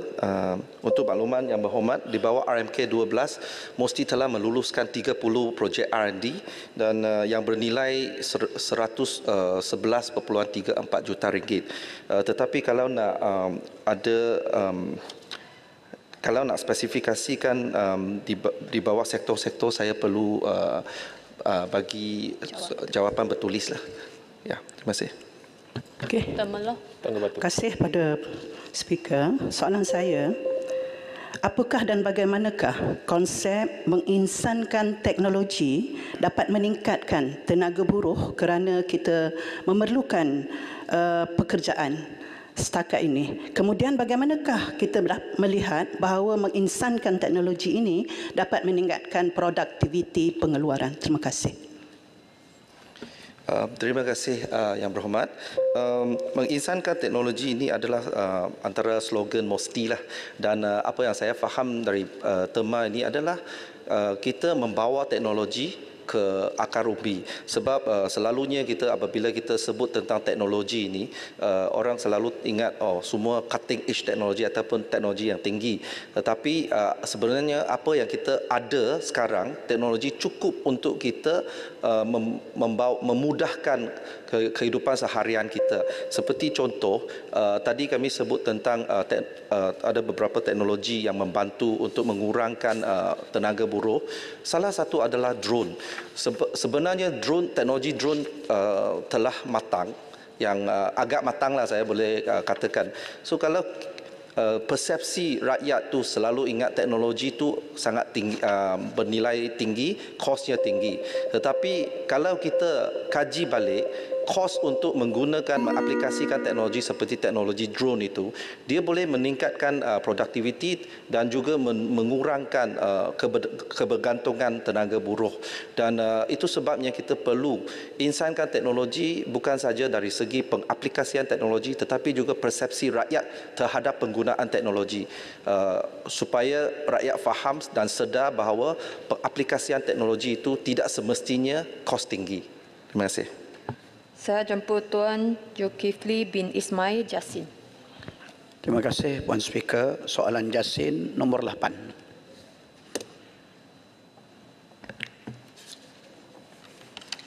Assalamualaikum warahmatullahi wabarakatuh dan selamat pagi.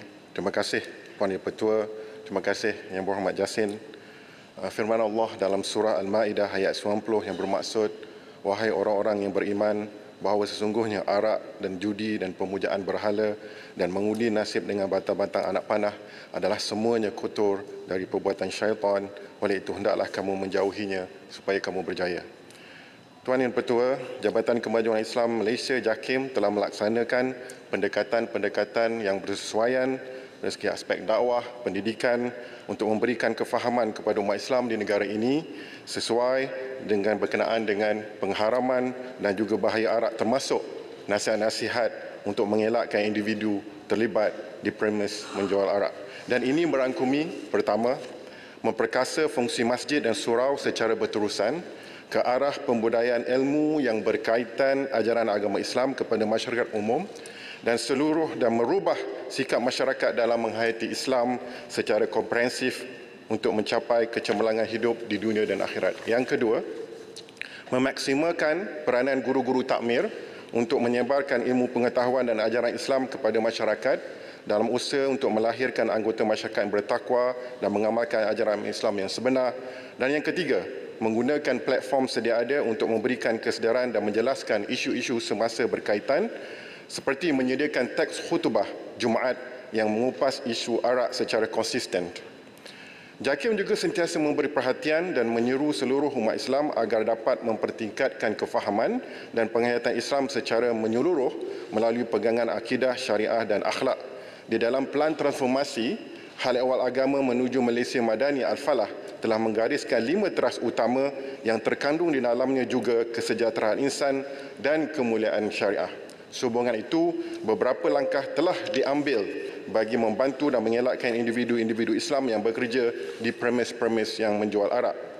Sebagai contoh, pertama, Pejabat Mufti Wilayah Persekutuan telah memainkan peranan dalam memberikan pandangan hukum dari masa ke semasa, seperti contoh perkara ini telah dijelaskan oleh Sahibus Samahah Mufti Wilayah Persekutuan dalam beberapa artikel seperti hukum bekerja di kedai sebaneka yang menjual arak dan juga hindari bahaya arak.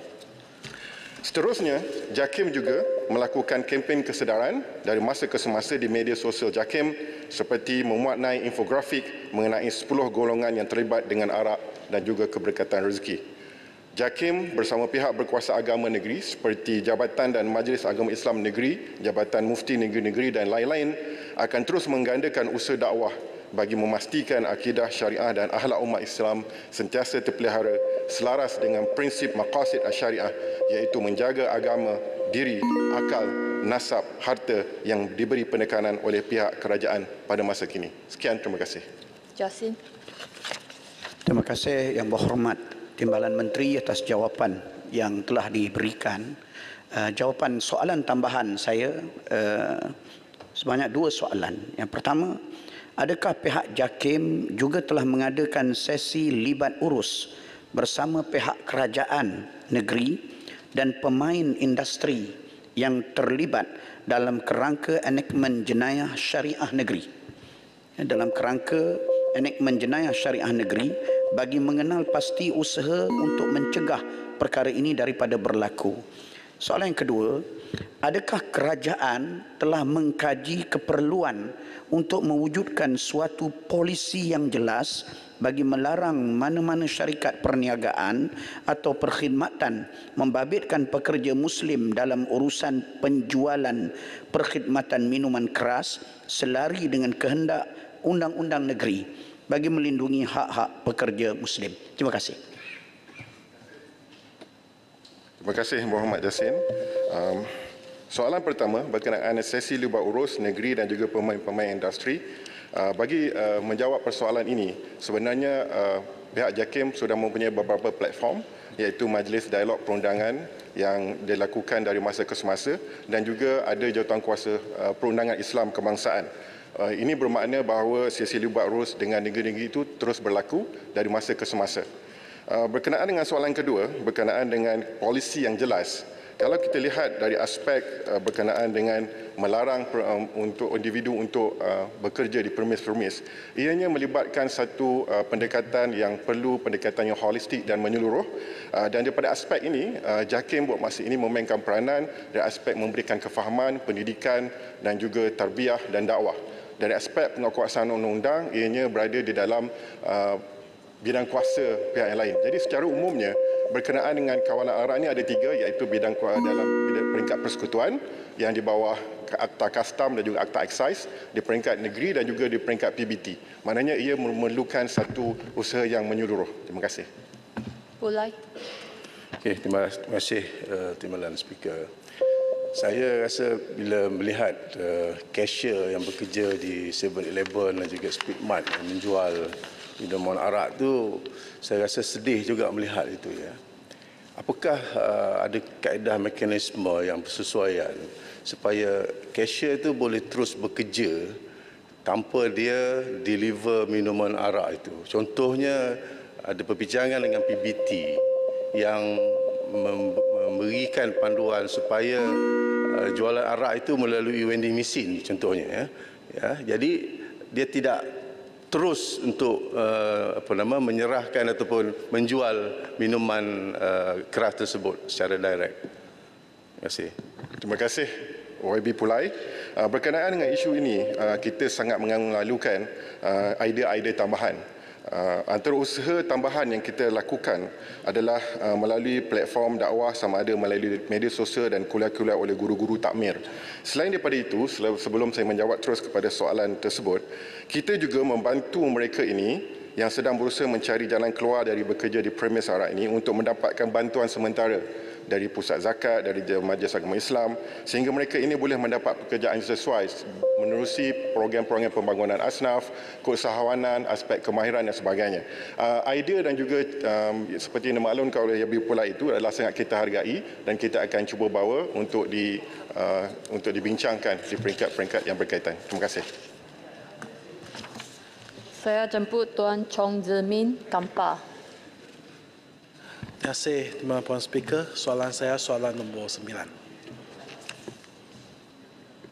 Puan Speaker, Tuan Chong Zemin Kampar minta Menteri Belia dan Sukan menyatakan adakah Malaysia berhasrat untuk memohon penganjuran Piala Thomas 2026 memandangkan tiada negara yang berminat untuk menganjurkannya. Jadi jawapan kami pada masa ini, Malaysia tidak bercadang untuk menjadi tuan rumah kejohanan Piala Thomas 2026 dan ini adalah sejajar dengan pendirian oleh Persatuan Badminton Malaysia BAM yang tidak berhasrat untuk menganjurkan kejohanan berkenaan buat masa sekarang. Sekian, terima kasih.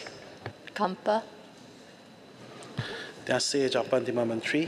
Pagi ini ada satu berita daripada portal FMT yang bertajuk Big Money in Entertainment and Sport Malaysia Doesn't Want, dengan tajuk kecil Why Would Any Country Deprive Itself of Economic Fortune. Ini bermakna dengan penganjuran sukan-sukan besar seperti Piala Thomas dan juga konsert-konsert besar selebriti A seperti Taylor Swift yang pernah saya bangkitkan sebelum dalam sidang, di mana ahli ekonomi menjangka Swiftonomics berjaya menjana $5 bilion di Amerika Syarikat tersebut. Jadi sekarang pihak pembangkang Parti Bersatu pun bersetuju dengan pendirian ini untuk menganjurkan konsert untuk membawa bencana ekonomi. Jadi saya nak tanya kepada Kementerian, apakah respons Timbalan Menteri terhadap dakwaan bahawa barisan selebriti kelas A seperti Taylor Swift berada dalam genggaman kita melalui perjanjian dengan ASM Global, sebuah syarikat pengurusan venue Amerika Syarikat, namun kita tidak cukup agresif dan ini menyebabkan kita terlepas peluang untuk membawa Taylor Swift ke Malaysia dan mengakibatkan kerugian ekonomi yang gagal diraih oleh Malaysia ataupun loss of opportunity cost. Terima kasih. Daripada Piala Thomas, kita beralih kepada konsert. Apa yang betul, untuk isu ini kita sudah pun mendapatkan sedikit penjelasan, terutama sekali daripada ASM Sportsworks, iaitu sebuah firma penasihat atau konsultasi sukan yang berpengkalan di Malaysia. Jadi sebenarnya dalam isu yang telah dibangkitkan dalam media baru-baru ini berkaitan dengan peluang yang terlepas ini, sebenarnya tidak begitu tepat. Konsert yang dipertikaikan ini yang melibatkan Taylor Swift ini tidak pun sebenarnya pernah ditawarkan kepada Malaysia di bawah kontrak bersama dengan ASM Sportsworks PSM. Walaupun jelajah selebriti berkenaan atau artis berkenaan telah pun diumumkan secara rasmi pada November 2022. Sportsworks percaya bahawa industri hiburan akan tahu semua persembahan yang akan datang kerana ia dirancang dengan lebih awal lagi sebelum sebarang pengumuman rasmi dibuat. Dan kontrak yang ditandatangani pada awal 2023 sebenarnya adalah bertujuan untuk menyokong pengurusan venue secara keseluruhan. Dan ini adalah perkhidmatan yang diberikan oleh Sportsworks dan ASM yang telah pun disetujui dan sedang dilaksanakan secara aktif serta konsisten bersama dengan Perbadanan Stadium sejak daripada dahulu. Arti kata lain, sebenarnya kita bukan di peringkat Perbadanan Stadium dan KBS dari sudut penganjuran bukan tanggungjawab kita. Permohonan untuk anjurkan sebarang persembahan ataupun event tu terletak di kementerian lain. Kita adalah pihak yang bertanggungjawab menyediakan venue dan accommodate ataupun facilitate sebarang perkara yang melibatkan logistik dan sebagainya. Itu pendirian KBS. Terima kasih. Okay, terima kasih Tuan. Soalan tambahan saya, kita telah melihat saat kegemilangan badminton negara kita telah pun berlalu. Jadi apakah perancangan pihak kementerian untuk mengembalikan DNA yang telah pun berjaya cemerlang dalam badminton ini di kalangan komuniti, dan saya ingin tanya berapakah jumlah pasukan yang sedang dibina secara serius oleh pihak kementerian untuk melahirkan pemain badminton seperti ini, dan yang kedua, sejauh manakah kerjasama pihak kementerian dengan Kementerian Pendidikan untuk menganjurkan kejohanan-kejohanan badminton di peringkat sekolah-sekolah rendah dan juga menengah. Terima kasih. Terima kasih.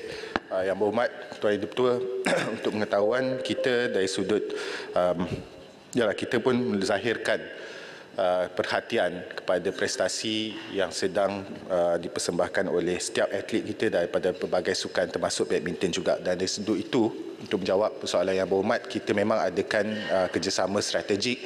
Selain daripada BAM, kita juga adakan dengan akademi-akademi badminton yang lain, contohnya seperti Nusa Masuri dan juga bersama dengan akademi yang digerakkan oleh Rosli Hashim, supaya kita boleh lebarkan talent pool dan pastikan lebih banyak lagi talent-talent baru ini atau bakat-bakat baru ini dapat kita cungkil dan dapat kita ketengahkan. Seterusnya untuk kita jadikan sebagai salah satu pipeline kepada bakat yang boleh mewakili negara. Ini usaha yang digerakkan sejak tahun lepas, berkait juga dengan beberapa isu yang melanda pemain-pemain perseorangan dan independen. Kita juga adakan inisiatif ataupun sedikit usaha untuk bertemu sendiri dengan mereka untuk mendapatkan feedback, input supaya kita tahu apa yang diperlukan untuk membantu mereka. Selain daripada itu juga, bagi menjawab soalan kedua, dengan KPM kita bekerjasama menerusi apa yang telah sebuah jawatankuasa yang dipanggil sebagai HLC, High Level Committee, yang ditubuhkan menerusi jawatankuasa Kabinet Pembangunan Sukan, yang mana menetapkan bahawa kerjasama yang lebih rapat dari sudut latihan, penganjuran acara-acara sukan dan pertandingan diadakan antara KBS dan juga KPM supaya tidak berlaku pertindihan dan juga arah tuju ataupun dasar itu selaras. Itu perkara yang sudah pun digerakkan sejak pada tahun lepas untuk pengetahuan Yang Berhormat. Terima kasih. Puan Haja Salamiah binti Muhammad Noor Temerloh. Okay, terima kasih Timbalan Pengerusi. Paten terkenal di Temerloh, soalan saya nombor 10. Terima kasih, Tuan Speaker. Soalan nombor 10, Majlis Ekonomi Digital Negara dan Revolusi Perindustrian keempat negara ataupun turut dikenali sebagai Med4IRN adalah merupakan sebuah platform yang dipengerusikan oleh Yang Amat Berhormat Perdana Menteri yang membawa peranan untuk menjelas semua inisiatif negara yang berkaitan dengan ekonomi digital dan revolusi perindustrian keempat. Aspirasi pendidikan negara ini merujuk kepada beberapa dokumen dasar yang telah pun diperkenalkan sebelum daripada ini. Antaranya, Speaker, rangka tindakan ataupun bahasa Inggeris Blueprint Ekonomi Digital Malaysia yang dilancarkan pada 19 hari bulan Februari 2021 dan juga dasar revolusi perindustrian keempat negara yang telah pun dilancarkan pada 1 hari bulan Julai 2021. Sebagai tambahan, Tuan Speaker, Med4IRN ini juga adalah merupakan platform kelulusan tertinggi yang membincang dan merangka strategi serta kepimpinan dasar di samping menjadi platform penyelesaian masalah bagi mengatasi isu pelaksanaan yang menghalang kemajuan digital dan teknologi revolusi perindustrian keempat di dalam negara. Med4IRN juga berperanan untuk meneliti cadangan yang mendorong pelaksanaan projek berimpak tinggi bagi memaksimumkan penggunaan teknologi digital dan 4IR yang akan memanfaatkan rakyat Malaysia. Peranan majlis adalah berentasi sektor dan geografi memandangkan digital dan 4IR adalah terguna pakai untuk semua bidang bagi memastikan manfaatnya dirasai oleh rakyat, perniagaan dan kerajaan di Malaysia secara keseluruhannya. Tuan Dipertua, mesyuarat majlis telah bersidang sebanyak 2 kali pada tahun 2023 dengan penglibatan menteri-menteri pengerusi kluster, menteri-menteri yang memegang portfolio berkaitan dengan inisiatif digital dan 4IR dan juga wakil-wakil daripada sektor swasta yang terdiri daripada penggiat industri, ahli-ahli akademia, kumpulan pemikir dan pertubuhan masyarakat sivil.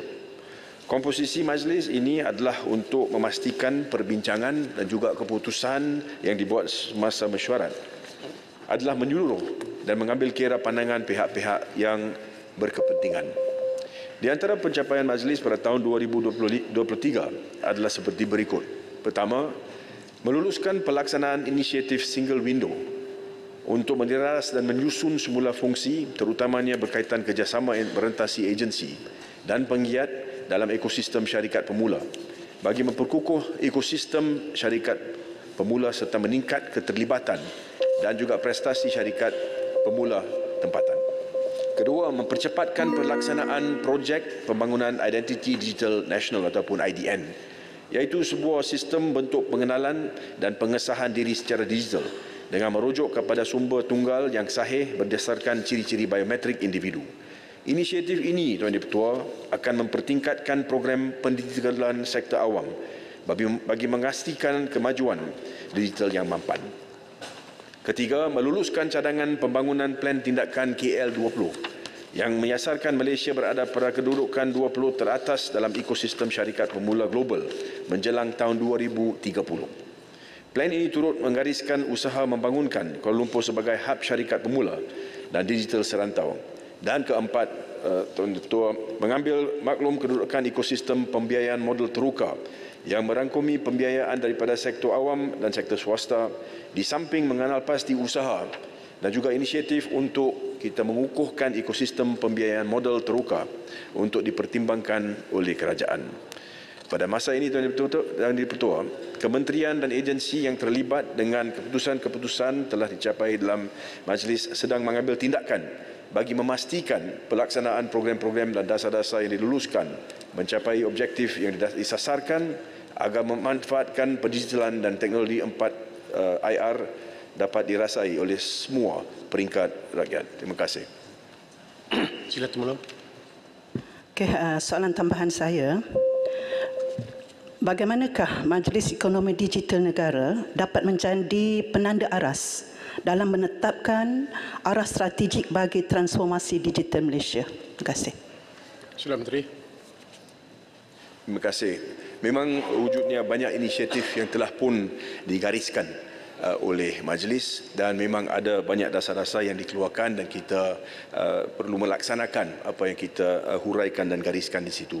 Bagi tujuan tersebut memang Kementerian Digital akan memainkan peranan untuk kita pastikan bahawa target-target itu yang perlu kita capai itu ditentukan had masa dan sebagainya dan kita akan memantau pelaksanaan bagi objektif-objektif tersebut dan sekiranya perlu untuk keputusan dibuat, agensi-agensi berkaitan akan mengambil tindakan dan juga kementerian-kementerian yang bertanggungjawab untuk inisiatif-inisiatif tertentu tersebut akan mengambil tindakan. Terima kasih.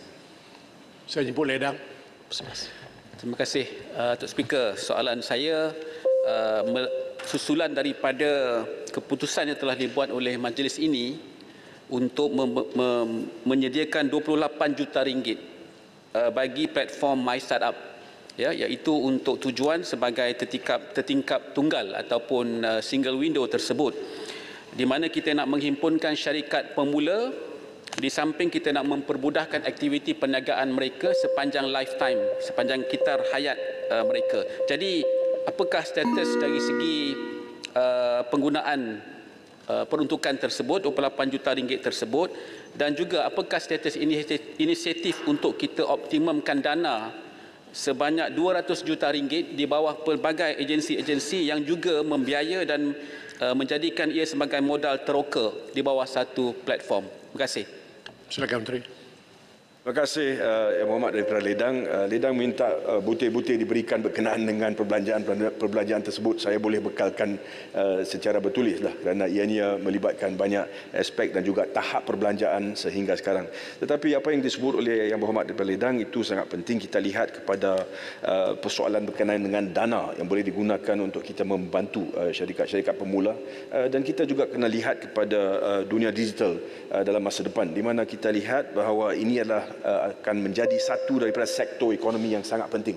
Dalam keadaan tersebut, seperti mana Ledang juga sedia maklum, Ledang juga sebahagian ahli majlis, kita terdapat pendapat daripada semua pemegang taruh Tuan Ketua, khususnya daripada MEFCAP berkenaan bagaimana kita boleh mengambil tindakan untuk pastikan bahawa kita dapat membawa bersama apa yang dinyatakan sebagai the business. Kita juga ada perbincangan berkenaan dengan hala tuju strategik untuk pastikan bahawa segala dana yang sedia ada dapat kita salurkan kepada target-target tertentu dan yang sangat penting bagaimana dana yang disediakan oleh kerajaan juga boleh digunakan untuk tujuan tersebut. Ledang.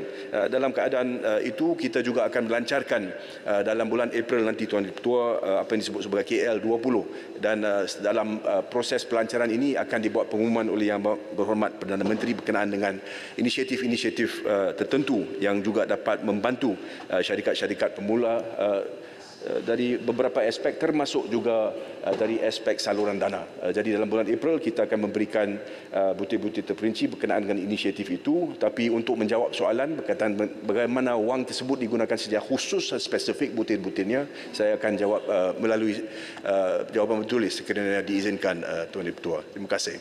Baik, terima kasih. Seterusnya saya jemput Tuan Fung Kuih Lun Bukit Bintang. Terima kasih Tuan Yang Dipertua. Soalan saya nombor 11. Silakan Menteri. Terima kasih Yang Dipertua.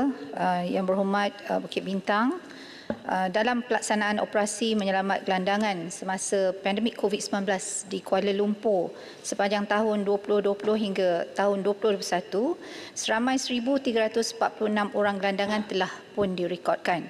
Manakala cerapan terkini yang telah dijalankan oleh DBKL pada 14 Februari 2024 di 5 zon hotspot dengan izin di sekitar Kuala Lumpur mendapati sejumlah 414 orang gelandangan berada di kawasan hotspot tersebut. Berdasarkan serapan yang telah dilaksanakan, kategori gelandangan yang telah kita kenal pasti adalah terdiri daripada warga negara dan juga bukan warga negara, dan golongan gelandangan ini adalah seperti berikut. Pertama, sihat dan berupaya bekerja. Keduanya, ada di antara mereka yang memiliki pekerjaan tetapi dalam keadaan yang miskin. Ada juga penyalahgunaan dadah di kalangan mereka, masalah-masalah kesihatan seperti sakit mental dan sebagainya. Orang kelainan upaya juga ada, bukan warga negara, contohnya yang berdokumen dan tidak berdokumen, dan juga yang bukan warga negara, ada yang di antara mereka yang ada suaka politik, dan juga masalah-masalah lain seperti mereka yang ada masalah dalam keluarga. Pihak kerajaan sentiasa komited dalam pengurusan gelandangan di Kuala Lumpur ini melalui kerjasama strategik dengan pelbagai kementerian, agensi dan juga badan berkanun dan badan-badan bukan kerajaan, iaitu NGO seperti KDN, PDRM, JIM, MKN, KKM, KPWKM, AADK, JPN, SW Corp juga dan YKN. Jadi pada masa ini kerajaan telah menubuhkan beberapa pusat khidmat gelandangan seperti yang berikut, iaitu Anjung Kembara Pusat Transit Gelandangan Kuala Lumpur ataupun lebih dikenali sebagai Anjung Kembara yang dikendalikan oleh DBKL, Pusat Khidmat Gelandangan Medan Tuanku, Pusat Pembelajaran Komuniti Caukit dan juga Anjung Singgah yang di bawah selenggaraan YKN. Pusat gelandangan ini menyediakan perkhidmatan penginapan sementara, latihan berserta kelas kemahiran penjodohan pekerjaan, bukan cari jodoh ya, penjodohan pekerjaan atau job matching, dan pusat pengagihan makanan. Selain daripada itu, pihak JWP juga mewujudkan pusat transformasi gelandangan iaitu Anjung Kelana sebagai tempat untuk membimbing dan melatih golongan gelandangan warga negara yang produktif dan sihat mentalnya dan tubuh badannya segar agar bersedia untuk menyara kehidupan sendiri dan kembali kepada masyarakat. Setiap minggu, beberapa program akan dilaksanakan di Anjung Kembara seperti pembangunan jati diri dan personaliti, pembangunan kerohanian dan keagamaan, pembangunan kemahiran dan keusahawanan, program kemasyarakatan dan juga program-program kerjaya. Program ini disokong oleh rakan-rakan strategik antaranya JAKIM, Jawi, syarikat korporat, pelajar universiti dan juga NGO.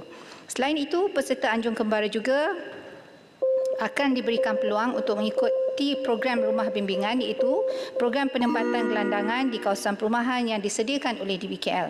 Program ini disediakan kepada gelandangan mandiri iaitu gelandangan yang bekerja tetapi tiada tempat tinggal. Dalam membantu gelandangan ini, khususnya di Kuala Lumpur, pihak JWP ingin juga memohon kerjasama daripada semua NGO dan juga NGI agar dapat berganding bahu bersama dengan JWP dan DBKL khususnya dalam aktiviti sumbangan dan juga pengagihan makanan.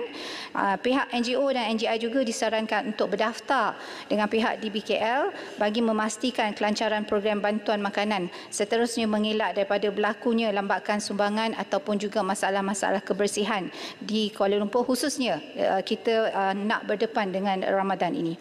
Jadi program agihan makanan yang telah diselaraskan dan dipantau secara tersusun dan sistematik oleh pihak DBKL dan YKN, dan sehingga ini kita ada 3 pusat agihan makanan berpusat di Kuala Lumpur iaitu Pusat Khidmat Gelandangan Medan Tuanku, Pusat Pembelajaran Komuniti Caukit dan juga Anjung Kembara.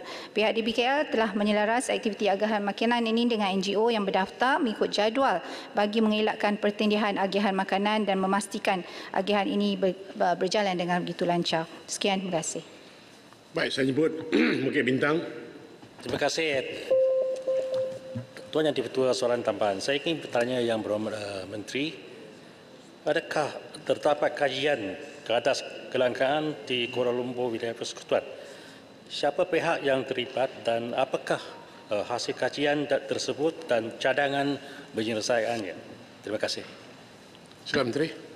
Terima kasih Yang Berhormat. Tuan Yang Pertua, untuk makluman ya, sebenarnya sebarang hala tuju dan yang dijalankan oleh JWP ke atas golongan gelandangan ini sememangnya adalah berdasarkan kajian ya, ataupun pemerhatian secara tidak langsung dan interaksi-interaksi yang dilakukan oleh JWP dengan agensi-agensi rakan strategik dan juga golongan gelandangan sendiri. Pertama, hasil daripada pemerhatian JWP melalui operasi menyelamat gelandangan yang telah dijalankan, beberapa inisiatif yang menjadi keperluan gelandangan telah dikenal pasti secara tidak langsung. Daripada maklumat ini, pihak JWP dan agensi yang terlibat dapat membentuk program-program yang khusus untuk membantu golongan gelandangan ini. Kedua, kajian-kajian yang dijalankan juga oleh pihak universiti dan juga NGO yang turut dijadikan rujukan utama dalam usaha JWP untuk meneliti keadaan semasa dan keperluan golongan rentan ini. Antara agensi yang terlibat adalah JWP sendiri, Jabatan Immigration Malaysia, AADK, Kementerian Kesihatan, Yayasan Kebajikan Negara, Kementerian Pembangunan Wanita, Keluarga dan Masyarakat, JAWI juga, JKM, KDN, Jabatan Pendaftaran Negara, PDRM, DBKL dan juga NGO-NGO yang berkaitan. Terima kasih. Baik, Al-Ustaz. Terima kasih Tan Sri Dipertua Yang Berhormat Menteri. Tadi disebutkan ada program pembangunan untuk gelandangan yang telah pun dibuat bersama beberapa rakan strategik. Saya ingin tahu berapa banyak yang telah berjaya dilahirkan daripada program ini. Kalau perlu jawapan tulis, saya bersedia menerima. Yang kedua, Tan Sri Dipertua, untuk gelandangan bukan warga negara, yang bukan warga negara Malaysia. Tadi Yang Berhormat Menteri sebut untuk warga negara. Untuk bukan warga negara Malaysia pun juga banyak dilihat tidak terurus apa plan jangka panjang untuk isu tersebut. Dan yang ketiga, Tan Sri Dipertua terakhir, tadi juga Yang Berhormat Menteri sebut ada rakan strategi yang melibatkan institusi agama. Itu untuk plan pembangunan kemahiran barangkali. Apakah mungkin Yang Berhormat Menteri ataupun kerajaan boleh bercadang untuk menjadikan masjid sebagai tempat untuk perlindungan sementara kepada gelandangan warga negara, terutama yang Muslim, dengan penyusunan yang tersusun? Terima kasih, Tan Sri Speaker. Sila Menteri. Terima kasih Yang Berhormat Al-Ustaz. Untuk maklumat Yang Berhormat, saya ada data sedikit tentang ini. Soalan pertama tadi, pada tahun 2016 sehingga sekarang kita ada seramai 1,927 orang yang telah pun berjaya mendapat pekerjaan, Yang Berhormat. Jadi program ini kita adakan di Anjung Kembara dengan kerjasama YKN, Jabatan Tenaga Kerja dan Pertubuhan Keselamatan Sosial Perkeso, untuk membantu kumpulan gelandangan ini supaya mereka dapat menyara kehidupan mereka sendiri dan akhirnya kembali ke dalam masyarakat. Juga program pembangunan kemahiran dan keusahawanan juga telah diperkenalkan pada tahun lepas 2023, di mana contohnya ada agak spesifik yang ni, kelas jahitan kasut, kelas jahitan pakaian diadakan bagi memberi peluang kepada golongan gelandangan ini yang berminat untuk membuka perniagaan sendiri, dan sehingga kini kita ada 31 orang yang mengikuti program seperti ini.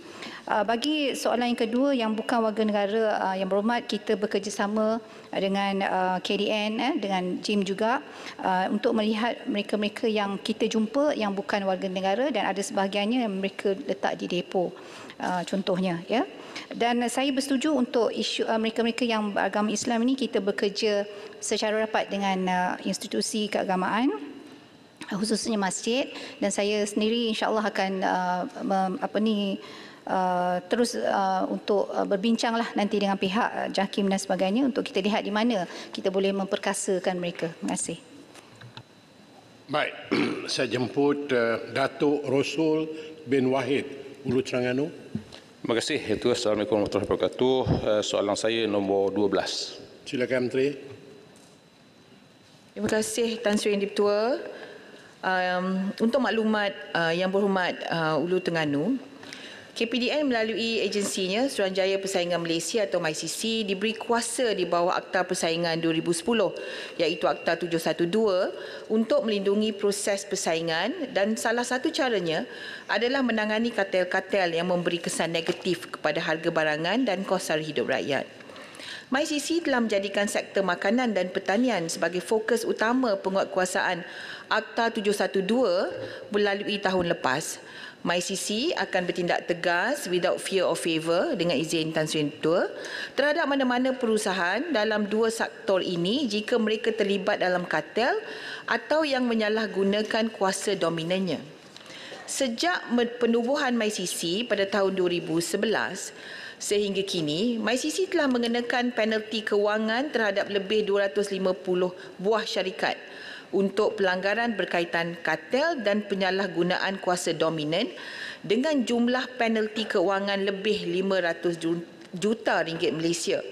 MyCC juga sedang menyiasat lebih 500 perusahaan yang disyaki terlibat dalam aktiviti kartel yang berkaitan dengan penetapan harga dan tipuan bidar.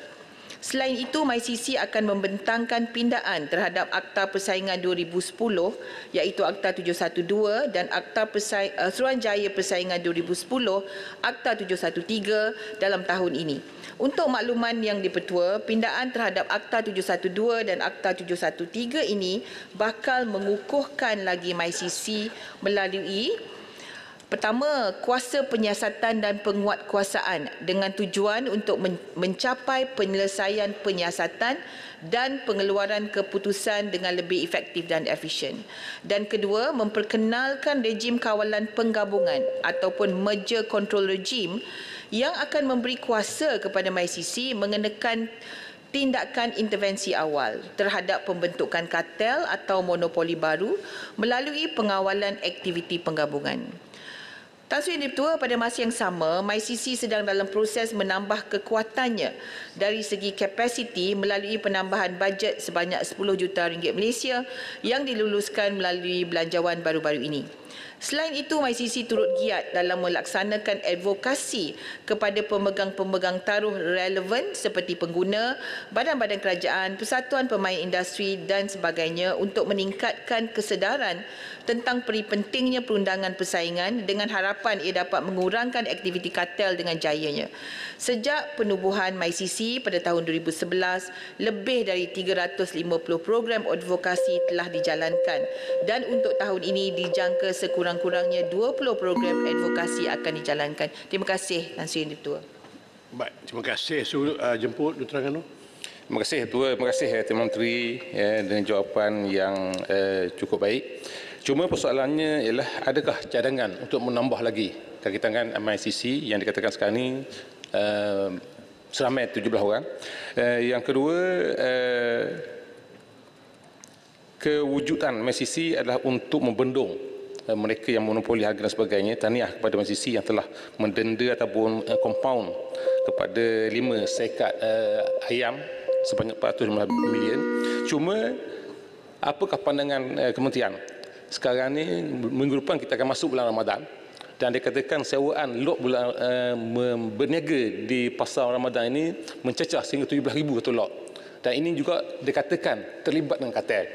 Apakah MyCC tidak melihat perkara ini? Dan yang seterusnya yang betul, kepatuhan kepada arahan ataupun dapatan MyCC bagaimana untuk nak impose? Kerana dikatakan ada agensi yang telah dinasihatkan oleh MyCC tapi mereka tidak mengikut nasihat MyCC yang disampaikan kepada mereka. Terima kasih, Ya Betul. Terima kasih, Menteri. Tan Sri Di-Pertua, berkenaan dengan bahagian yang pertama itu, ini yang saya sebut dalam jawapan saya tadi, 10 juta ringgit Malaysia dalam bajet 2024 akan digunakan untuk menambah jumlah pegawai dan menambah kekuatan di dalam MyCC itu sendiri, agensi MyCC ya. Jadi itu dan berkenaan dengan bazar Ramadan ya, saya ambil kira ini sebagai aduan dan MyCC boleh melakukan siasatan ya berkenaan dengan perkara ini sama ada benar atau tidak wujudnya kartel seperti yang didakwa oleh Yang Berhormat Ulu Terengganu. Berkenaan sekiranya ada yang tidak mengikut kepada arahan MyCC, kita akan kembali kepada akta Tan Sri Di-Pertua kerana kita akui bahawa dalam akta itu perlu diperkukuhkan lagi. Sebab itu kita nak pindah akta itu ya, sebab dalam akta ni Tan Sri Di-Pertua ada yang tak sebut very specific. Contohnya dalam kes 5 syarikat kartel makanan ayam itu, kita dapat bukti WhatsApp digunakan untuk membuat pakatan. Tapi dalam kita punya akta tak sebut very specific. So, kita perlu mengukuhkan lagi akta itu supaya ya boleh kita kuatkuasakan dengan lebih baik. Terima kasih Tan Sri Di-Pertua. Baik, terima kasih. Saya difahamkan Batang Sadung tidak berada dalam Dewan. Seterusnya Tan Sri, soalan tambahan. Oh, silakan. Silakan ya. Terima kasih Tan Sri. Untuk saya kemukakan soalan tambahan kepada Yang Berhormat Timbalan Menteri. Saya meneliti jawapan yang telah diberikan oleh Yang Berhormat Timbalan Menteri. Nampak sangat MyCC memberikan tumpuan terhadap industri yang berkaitan dengan makanan, satu tindakan inisiatif yang sangat baik. Cuma saya nak tanya, berkenaan dengan kartel beras, Sebab Yang Berhormat Menteri KBDN pernah sebutkan perkara ini dalam 2-3 minggu yang lepas. Apakah status terkini? Sama ada MyCC sudah mula siasat. Dan yang kedua, tadi Yang Berhormat Timbalan Menteri ada sebut penalti sejak 2011 sebanyak 500 juta terlibat. Termasuk saya percaya yang berkaitan dengan 5 syarikat makanan ayam ternakan tersebut. Jadi apakah status tersebut yang 5 syarikat tersebut telah membayar penalti yang telah dikenakan? Minta jawapan daripada Yang Berhormat. Terima kasih Rasa. Terima kasih Menteri. Terima kasih Yang Berhormat Rasa. Tan Sri Tua, izinkan saya mengambil peluang ini untuk memberi sedikit penjelasan berkenaan dengan isu padi dan beras ini. Kerana kita ada Akta Kawalan Padi dan Beras. Akta Kawalan Padi dan Beras ini punca kuasa untuk menguat kuasanya sepenuhnya di bawah KPKM. Ya, itu perlu saya maklumkan kepada ahli-ahli Dewan Yang Mulia ini. Jadi apabila kita nak kuat kuasa, contohnya apabila ada aduan berkenaan dengan kemungkinan tukar kampit beras, beras tempatan, beras import, ya, kepada beras import. Jadi penguatkuasaan itu di bawah Kawal Selia Padi Beras. Dan penguatkuasa KPDN hanya boleh masuk ke tempat tersebut dengan bersekali dengan penguatkuasa Kawal Selia Padi dan Beras. Tanpa penguatkuasa Kawal Selia Padi dan Beras, penguatkuasa KPDN tak boleh masuk. Ini saya nak terangkan berkenaan dengan punca kuasa itu, ya. Berkenaan dengan isu kartel, saya ingin memaklumkan Dewan Yang Mulia ini bahawa MyCC telah pun memulakan kajian sekiranya ada isu persaingan di sepanjang rantaian bekalan, ya, berkenaan dengan padi dan beras. Contoh, ya, apabila ada aduan daripada pesawah berkenaan dengan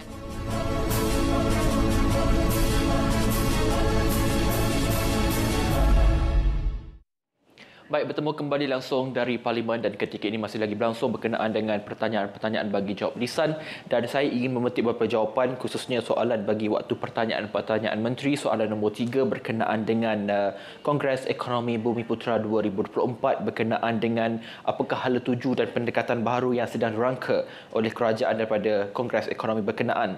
Dan ada soalan daripada Ahli Parlimen Wangsa Maju kepada Menteri Ekonomi, dan jawapan yang kita terima di sini adalah sejak dasar ekonomi baru ataupun DEB yang diperkenalkan pada tahun 1971, kerajaan telah melaksanakan pelbagai dasar, strategi dan juga inisiatif jangka masa pendek, sederhana dan panjang dalam memperkasa agenda Bumiputra. Namun, masih wujud jurang sosioekonomi antara etnik di Malaysia seperti berikut. Ini adalah fakta yang diberikan dalam jawapan di mana peratusan insiden kemiskinan mutlak Bumiputra adalah yang tertinggi di Malaysia, iaitu 7.9% berbanding China 1.9% dan juga India 5.4% pada tahun 2022. Kadar peratusan pengangguran Bumiputra adalah sebanyak 4% berbanding China 31% dan juga India 4.8% pada tahun 2022. Dan pemilikan equity korporat Bumiputra mencatatkan pencapaian 18.4% pada tahun 2020 berbanding bukan Bumiputra sebanyak 29.5%, dan sasaran sekurang-kurangnya 30% pemilikan equity korporat Bumiputra masih belum dicapai. Dan jawapan lengkap juga anda boleh saksikan kami di berita RTM atau saluran-saluran kami untuk maklumat lanjut. Dan sedikit jawapan bagi pertanyaan-pertanyaan bagi jawab lisan berkenaan dengan liputan internet. Soalan nombor 4 berkenaan dengan soalan ini. Liputan internet dan komunikasi di kawasan berpenduduk di Parlimen Tanjung Piai sehingga 31 Januari 2024 telah mencapai 98.90%, dan bagi meningkatkan kadar liputan internet di baki kawasan berpenduduk yang belum mendapat liputan termasuklah di Tanjung Piai, dan kerajaan melalui SKMM ataupun MCMC telah melancarkan inisiatif Pelan Jalinan Digital Negara Jendela. Baik, jawapan lengkap kita akan kongsikan dari semasa ke semasa dalam buletin kami, dan pada anda boleh menyaksikan kami di pautan ini secara perstreaman langsung dan juga muat turun secara percuma RTM Klik di telefon pintar anda untuk tontonan yang lebih menarik. Dan saudara, hari ini merupakan hari terakhir bagi usul menjunjung kasih sebelum memasuki minggu hadapan untuk jawapan-jawapan oleh menteri-menteri yang berkaitan. Itu sahaja laporan kami langsung dari Parlimen. InsyaAllah kita berjumpa lagi minggu depan untuk kita membawa kepada anda jawapan-jawapan oleh menteri bagi usul menjunjung kasih yang diselesaikan pada hari ini. InsyaAllah kita jumpa minggu hadapan. Saya Karol Hafiz Yunus langsung dari Parlimen. Assalamualaikum dan salam Malaysia Madani.